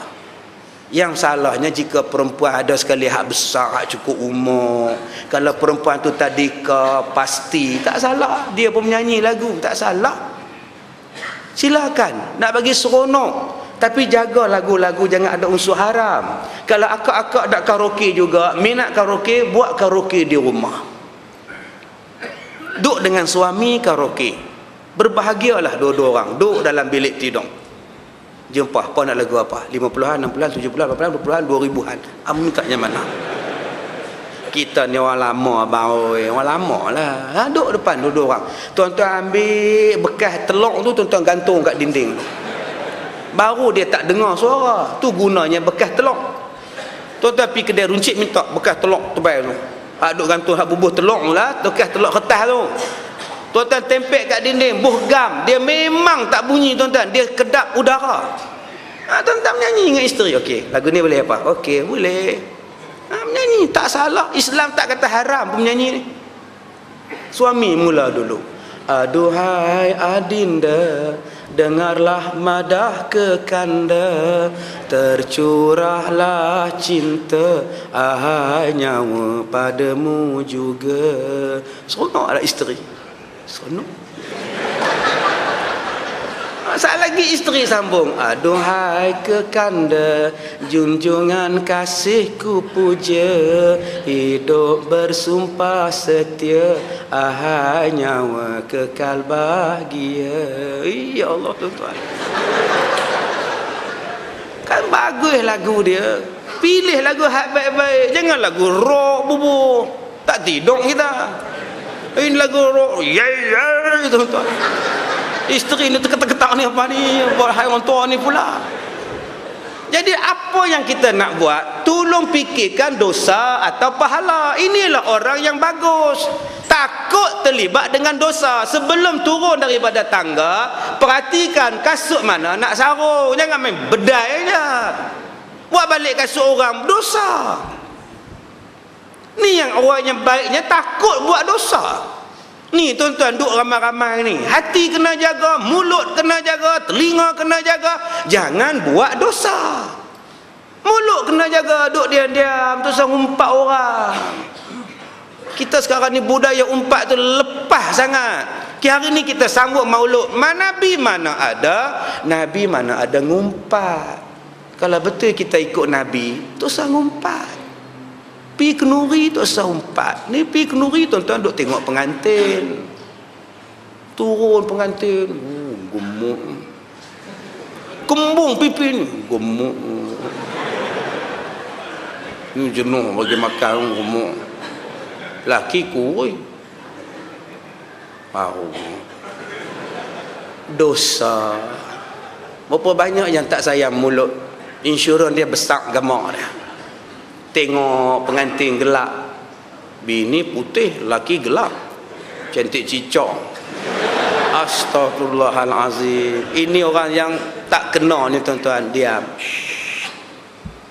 Hang kata kat dia, besok menantu hang lagu tu. Nak? Cuba kita jadi orang baik-baik. Lemah bagi orang lain baca. Boleh duk eja tu. Mim waw ta ya apa benda tuan. Ya Allah tuan-tuan. Ada hak baca khutbah. Hari ini orang menyambut hari jadi dengan membakar lilin-lilin di atas kik-kiknya. Saya dah dengar di bawah, apa ke benda kik-kik. Rupanya kek tuan-tuan. Dia sebut kiknya. Subhanallah. Sebab tu Tok Imam bagilah hak cerdas-cerdas sikit baca. Sejam tak apa, tak terasa apa. Ni kalau 15 minit hak jenis slow ni, memang orang kata, bila kata berdosa lah. Tapi kita yang punca jadi dosa lah. Aduh, sangkut ni benda apa tahu. Dia boleh tanya kita. Oh, motivasi. Oh, tu dia. Kita duduk ngangak. Cakap. Subhanallah. Dia minta lah tuan-tuan. Kalau agak-agak tak larat bagi orang muda. Tempat kita ni ustaz banyak. Tuan-tuan ni untung dapat Ustaz Bashir ni. Pederah ustaz tiap-tiap minggu khutbah tak apalah. Saya direct baca khutbah tuan-tuan. Pasal apa? Pasal nak bagi orang jangan tidur, bagi orang menghayati. Sejenis tu. Tengok budak sekolah duk cakap, "Oi. Apa ingat ni sekolah apa mesin-mesin?" Pakat duk cengang. Bisin jaga aku turun meeting gambar aku. Tu baca khutbah. Tak ada bisin tuan-tuan oi. Sekali marah ya. Apa cakap lagi aku turun katok kayu ni ikut. Masya-Allah. Orang pakai main peluk Ustaz. Kami tak berani Ustaz berani Ustaz balon. Takut apa? Tongkat kita ada, dia bukan ada tongkat. Saya kalau tengok orang bercakap di bawah, saya tegak, saya berhenti, saya diam. Biar dengar suara depa dua. Bila saya berhenti, orang mesti cengang. Depa tak perasan saya berhenti. Depa duk nyemah. Ya memanglah tempat tu lubuk ikan memang banyak pun duk nyemah pasal ikan.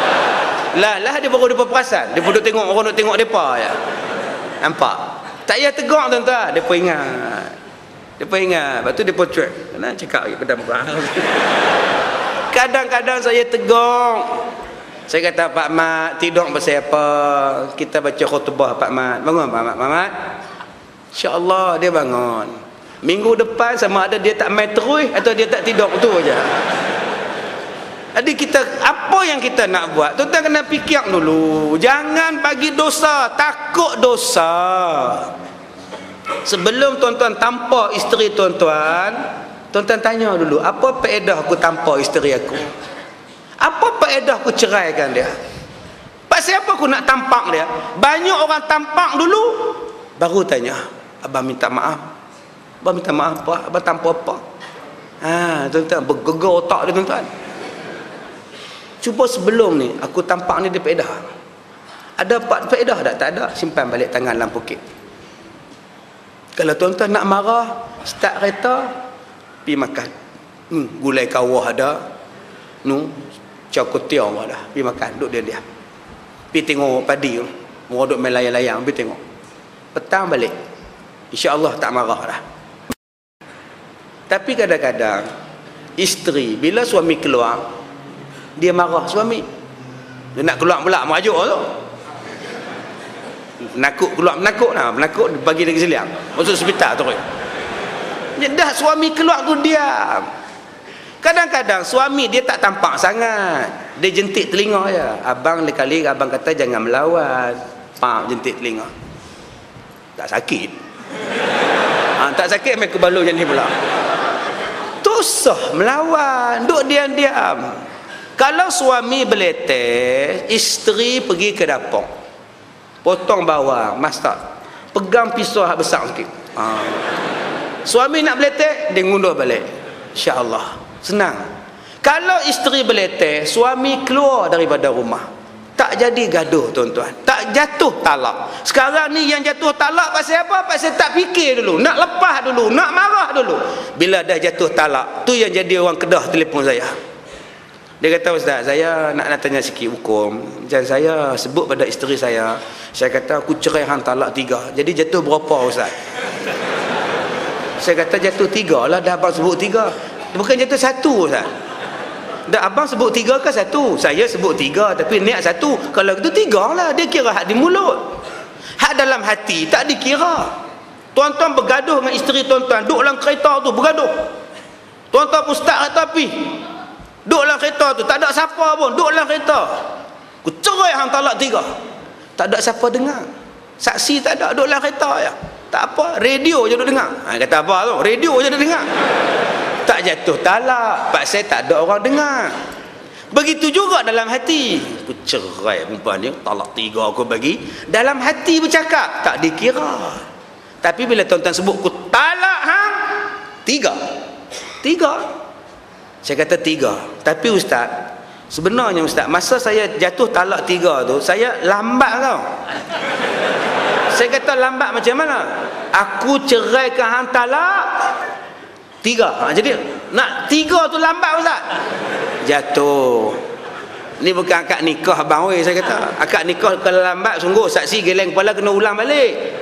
Aku terima nikahnya apa tahu?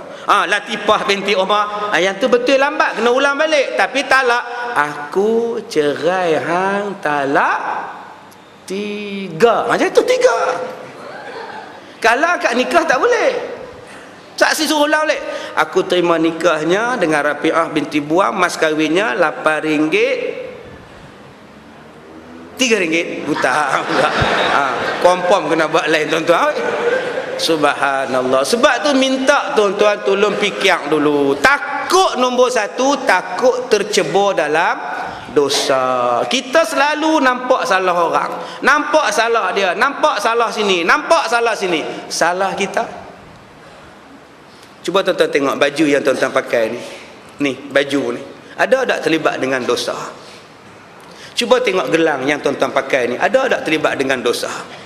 Cuba tengok rantai yang tuan-tuan pakai, ada tak terlibat dengan dosa? Itu baru diri kita sendiri. Tengok pada isteri, tengok pada anak, tengok pada keluarga kita dulu. Qu anfusakum wa ahlikum nar.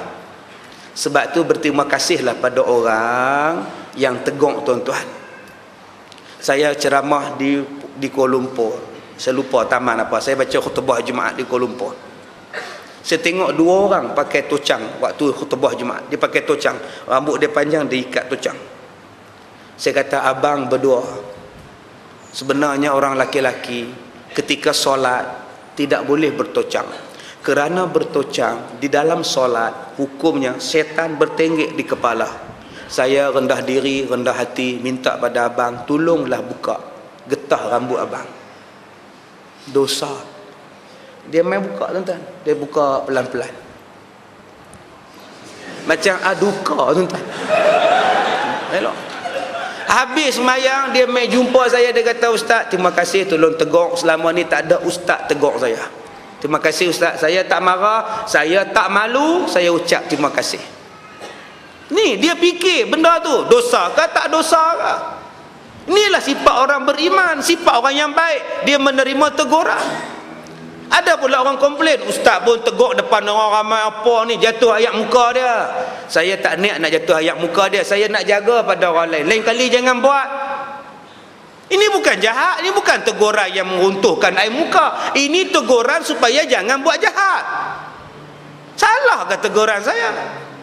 Saya semayang Jumaat, saya semayang subuh hari Jumaat, baca ayat sejadah. Sebelum saya baca ayat sejadah, saya buat pengumuman. Tuan-tuan, pagi ni kita baca sunat surah sejadah, sunat subuh, apa nama sunat sejadah, kita akan buat sujud sejadah.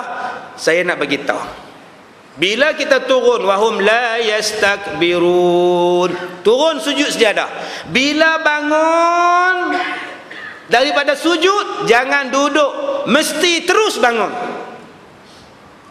Saya ulang balik. Bila saya baca ayat sejadah, saya sujud, Allahu Akbar, tuan-tuan pun terus sujud, jangan rukuk.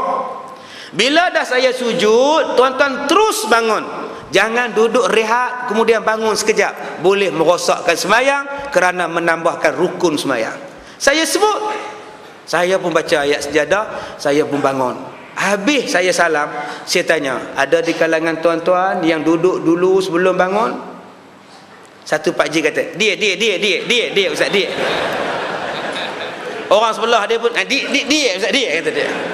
Saya kata, Pak Ji ulang balik subuh. Dia pergi belakang, dia ulang balik subuh sembahyang. Sekarang ni dia jumpa saya, dia peluk saya, dia cium tangan saya, Ustaz, saya selama ni saya tak tahu. Lepas kita sujud terus kena bangun. Saya ingatkan boleh rehat sekejap baru bangun. Terima kasih Ustaz. Tapi ada 2-3 kerak pula tuan-tuan. Ustaz Kazim jatuh ayat muka orang, tak ada tapis langsung, tak ada hikmah. Lah, apa ni? Hikmah ni dia faham bisik ke mak? Tuan-tuan ingat hikmah ni bisik ke? Abang, lepas sujud tak boleh duduk Ustaz, nak bangun. Faham.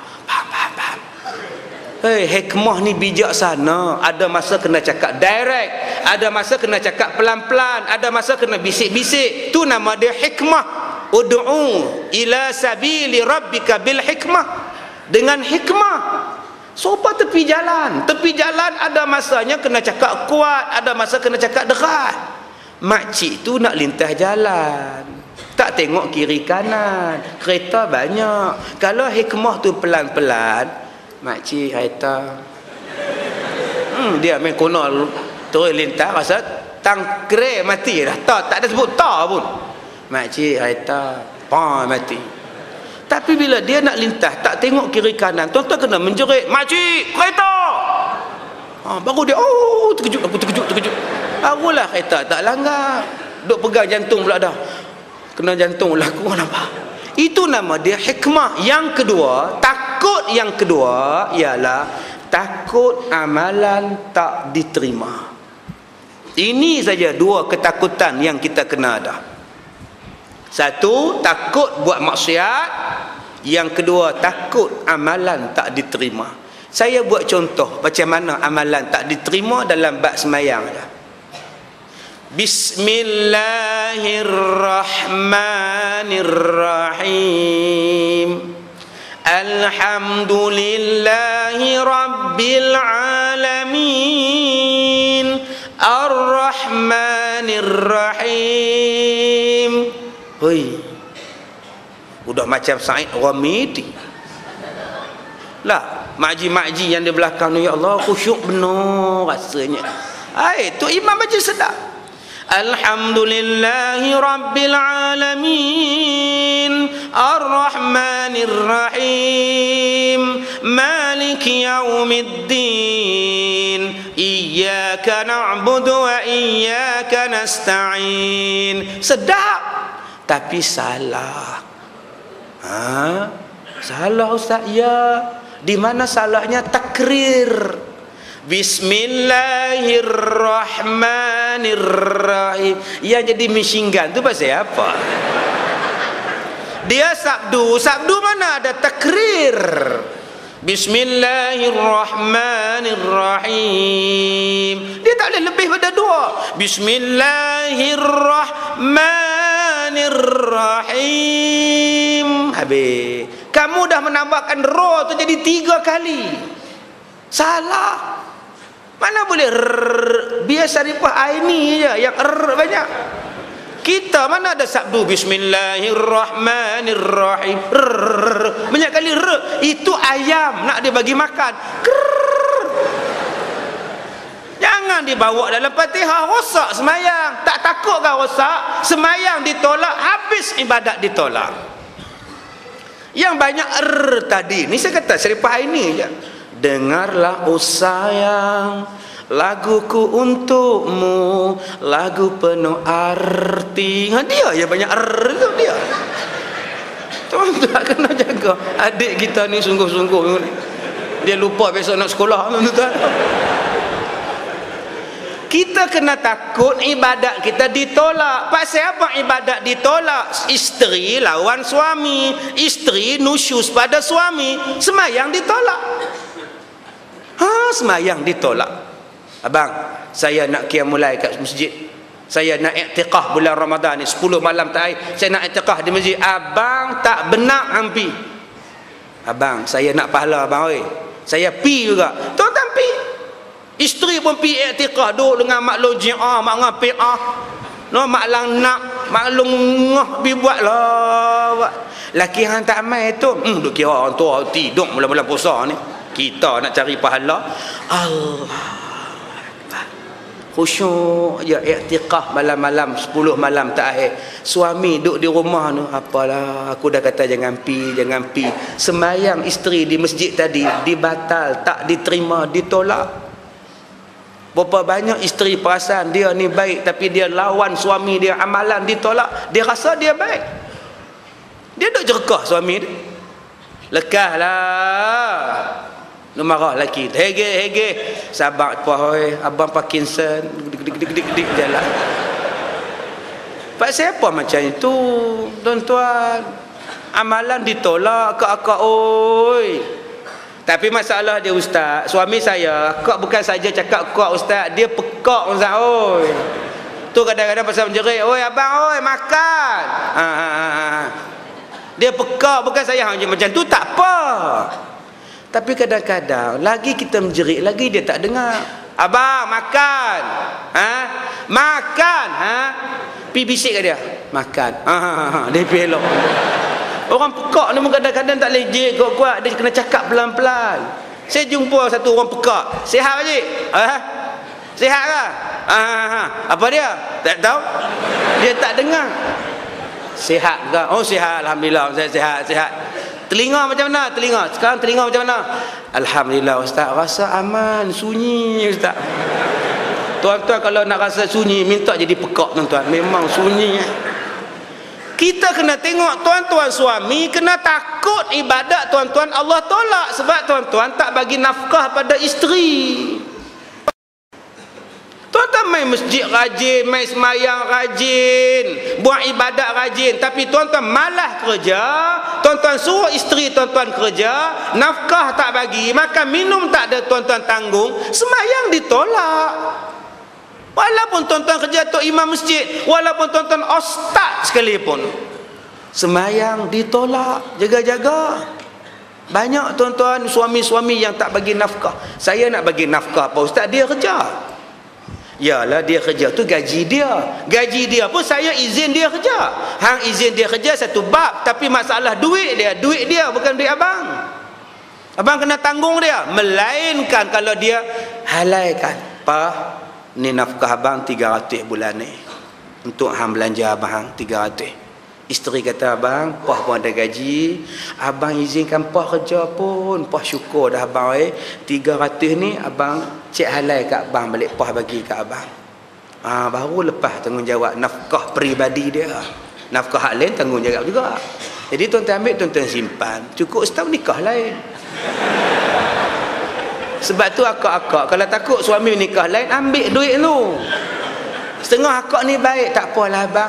Cik seronok abang bagi tu, tapi cik dah ada gaji, cik halal kat abang. Buat cukup duit banyak, menung tuan-tuan. Baik tuan-tuan, abang balun duit, biar dia tak ada duit pun tak apa tuan-tuan. Setengah-setengah dia marah, dia tak faham. Tuan-tuan jaga-jaga. Kita mak bapak, kita anak beranak, ada mak bapak di antara semayang yang ditolak, derhaka pada mak bapak. Wala yajidna rihaha, malah tak boleh cium bau syurga. Berapa banyak orang yang bela mak, tapi dia bukan bela mak. Saya ulang balik, dia perasan bela mak, tapi dia tak bela mak. Dia bela mak, tapi dia letak mak dia duduk bilik belakang, tingkap tak buka, orang tak nampak. Bilik ayak memang ada, tapi tinggi, nak naik tu jatuh marah. Bila mak dia kata, "Man, oh Man, aku jatuh ni Man oi." Man pun Man, mak ni angkatlah punggung tu, duk marah mak tu. Dia bela, tapi dia jerkah mak. Mak ni terasa. Mak kata, "Kalau aku sihat aku tak minta tolong Man oi." Duk beletek dah, duk belebel lagu tu. dia marah. Duk di belakang tu, bilik tak buka, kipas angin duk berhabuk, tak cuci. Tuan-tuan ingat tu bela mak lah. Mak ni tuan-tuan, dia pun nak tengok orang main rumah, dia pun nak nyimbang dengan orang, dia pun nak tengok kereta lalu lalang depan rumah dia. Apa salahnya bawa dia duduk depan? Jangan duduk berkuap dalam bilik belakang. Itu bukan bela mak tuan-tuan. Tak bela tuan-tuan, letak nasi di situ. Mak ni nasi ni makan. Bukan bela. Tuan-tuan ambil nasi mak, cek suap mak. Nganga mak. Kita kalau suap orang mesti kita nganga. Tak percaya cuba tuan-tuan suap budak-budak. Adik, nganga. Yang budak tu dak budak tak buka, kita pula gitu. Dah hang tak buka aku makan. Pasal apa kita ni bila kita suap orang mulut kita nganga? Pasal apa? Masya-Allah. Serupa kita menguap. Sekali lagi sembahyang Isyak, seorang menguap, sebelah tu menguap juga. Kita pun Tok Imam pun lagi kuat speaker dengar tuan-tuan. Salah satu ibadat tak diterima lawan mak bapa. Salah satu ibadat tak diterima tuan-tuan amalkan sihir. Tuan-tuan kena santau cincin pakai, konon-konon nak mengelakkan sihir santau. Tuan-tuan sembahyang Allahu Akbar, cincin ni tuan-tuan doa i'tiqad menyembuhkan penyakit. Selama itulah solat tuan-tuan tak diterima. Sebab tu saya katakan tadi, daripada hujung rambut sampai hujung kaki, tuan-tuan kena cek apa benda yang menjadikan ibadat tuan-tuan ditolak. Hutang tak bayar, janji, pinggan mangkuk masjid tuan-tuan tak pulangkan balik, pinggan mangkuk orang tuan-tuan tak pulangkan balik. Semuanya ini mengganggu ibadat kita. Sejadah ni tuan-tuan ni, sejadah masjid tuan-tuan buat balik. Tuan-tuan buat main sejadah sembahyang tarawih, pi ambil sembahyang Isyak, pi ambil wuduk batal, cari-cari tak ada sejadah. Tuan-tuan pun tengok ni aku punya, kau rasa tak ada, aku dah tulis belakang ni tak ada ni. Kira halal Tuan-tuan pun gulung-gulung botak bawa balik. Padahal itu bukan sejadah tuan-tuan. Tuan-tuan lah ni duk sembahyang atas sejadah tu, Tuhan tolak sebab tuan-tuan pencuri. Masya-Allah. Jadi tuan-tuan tolong cek balik sekali lagi, tengok dalam rumah ada patung tak? Tolak patung. Tengok dalam kereta ada benda haram tak? Tolak benda haram. Balik dalam, tengok dalam bilik tidur anak kita, apa benda haram? Buang semua. Cek kena buat tuan-tuan. Macam sahabat Nabi, hari ni turun ayat Quran haram arak, hari ni curuh arak, tempayan dibuang, dipecahkan, arak dibuang di tengah jalan. Hari ni kata haram, hari ni haram semua. Barulah Allah terima ibadat kita. Tuan-tuan, jadilah manusia yang redha pada Allah dan Allah redha pada kita. Ibu-ibu, Allah uji kita dengan suami sabar. Asyah lagi teruk pada suami kita. Asyah dapat Firaun suami dia, tapi dia sabar. Akhirnya dia masuk syurga. Suami kita belum tarap Firaun lagi. Sabarlah banyak-banyak. Sabar banyak-banyak. Akak-akak untunglah dapat suami yang baik. Siti Khadijah untung dapat suami Nabi Muhammad. Jadi akak-akak belalah suami akak-akak elok-elok. Untung, bukan senang dapat suami baik zaman sekarang ni. Baik-baik juga ustaz, duk beranak selalu tak larang ustaz. Memanglah dia baik, tapi kok duk beranak saja orang ustaz, sabar. Kadang-kadang dia pergi hospital tuan-tuan, beranak atas troli. Atas troli turun ambulan beranak. Orang bakal ambil gambar, prok dengan handphone. Tu baru sebut nampak tu. Baru sebut terus bunyi tu, macam dengar tu. Tu orang nak beranak tu. Sampai di hospital atas troli bersalin, masya-Allah. Keluar budak. Masuk bilik bersalin tu, doktor duk cuci semua, teriak. Malu mana saya. Tak dandan beranak. Malu kau orang. Malu apa kau? Biasa beranak situ. Hak tahun lepas beranak betul-betul pintu pagar hospital, lagi ramai tengok kau. Hak tahun lepas pun kau juga. Dua kali dah ni. Masya-Allah. Sabarlah, Allah nak hapus dosa. Sabarlah elok. Akak abang-abang nu hak di atas kita, hak di belakang kita, nu isteri kita. Kita ambil daripada tangan bapak kita dengan halal, dengan perjanjian akad nikah halal, guna kalimah Allah. Belalah elok-elok. Jangan biar isteri kita masuk neraka. Jangan biar mereka buat dosa. Sayang, balik lagi hak mana naik kereta, pegang tangan isteri. Pa, abang janji, abang jaga hang elok. Abang takkan benarkan hang buat dosa. Abang jaga hang elok. Sekali pah pula janji, cik pun gitu juga abang. Cik tak mau dosa dengan abang. Nah, janji abang nak, hidup semati nak, insya-Allah. Boleh tak tuan-tuan buat macam tu? Anak duk keluar tengah-tengah kereta, duk tengok tengah-tengah seat. Tengok anak-anak. Aiman macam mana? Aiman tak kisah, Aiman duduk belakang. Tuan-tuan kena buat untuk kita kena jaga sungguh anak kita. Kalau tuan-tuan ada anak dara, kontrol. Saya ada anak laki-laki, saya kontrol anak saya walaupun laki-laki.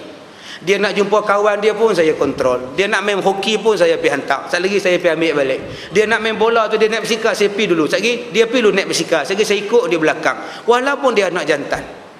Saya tak mau jadi tak elok pada dia, tuan-tuan. Biarlah dia kata Ustaz Kazim dikongkong anak dia, lantaklah supaya selamat dia, selamat saya. Tuan-tuan pun kena buat macam tu. Anak saya nak pergi sambut hari jadi kawan dia, saya hantar depan rumah. Saya jumpa dengan bapak budak tu. Bila nak habis saya nak jemput. Ustaz masuk sekali? Tak, saya dah kerja. Sekali saya main balik. Untuk kita jaga keluarga kita daripada api neraka. Jadi tuan-tuan, banyakkan selawat pada Nabi. Tukarlah lagu-lagu hak tak jenis tu, duk dua-dua anak tu, anak-anak dara tu, duk dua-dua anak. Oh mama, aku ingin kahwin. Tukarlah. Okey, tuan-tuan yang duk menyanyi lagu Hindustan, Southern ka menghina pavana keresor, tukarlah. Subhanallah, Maha suci Allah, alhamdulillah, segala puji bagi Allah, Allahu akbar, supaya jadi pahala mulut kita.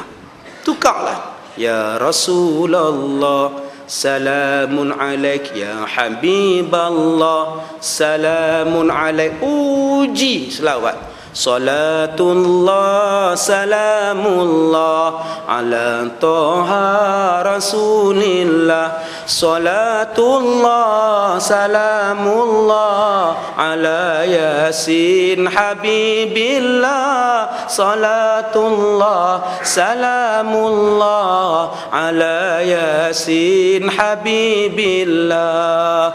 Duk saja-saja selawat, insya-Allah Allah bagi syafaat yang besar. Nabi Muhammad boleh tolong syafaat pada kita di hari kiamat. Terima kasih pada AJK Masjid, Tuan Imam. Terima kasih pada Ustaz Bashir. InsyaAllah kita jumpa lagi di lain masa. Masjid yang cantik, mudah-mudahan masjid ini cantik, hati pun cantik, dan tuan-tuan semua dirahmati oleh Allah. Saya minta maaf jika terkasar bahasa. Wabillahi taufiq wal hidayah. Assalamualaikum warahmatullahi wabarakatuh. Bismillahirrahmanirrahim. Alhamdulillahirabbil alamin. Wassalatu wassalam ala Rasulillah wa ala alihi wa sahbihi ajma'in. Allahumma inna naj'aluka fi nuhuri a'daina wa na'udzubika min syururihim. Allahumma baddid syamlahum wa farriq jam'ahum wa shattit kalimatahum wa zalzil aqdamahum wa sallit alaihim kalban min kilabik ya qahhar jabbar ya muntaqim. Allahumma ya munzilal kitab wa ya mujriyas sahab wa ya hazimal ahzab ihzimhum wansurna alaihim walhamdulillahi rabbil alamin. Tuan-tuan yang mana nak menderma untuk sekolah saya, boleh membeli barang-barangan yang dijual di belakang sana, di luar sana, kismis, Aisyafi 30 juzuk, CD dan sebagainya, untuk sumbangan pelajar-pelajar sekolah saya yatim dan miskin. Saya minta maaf, wallahu a'lam.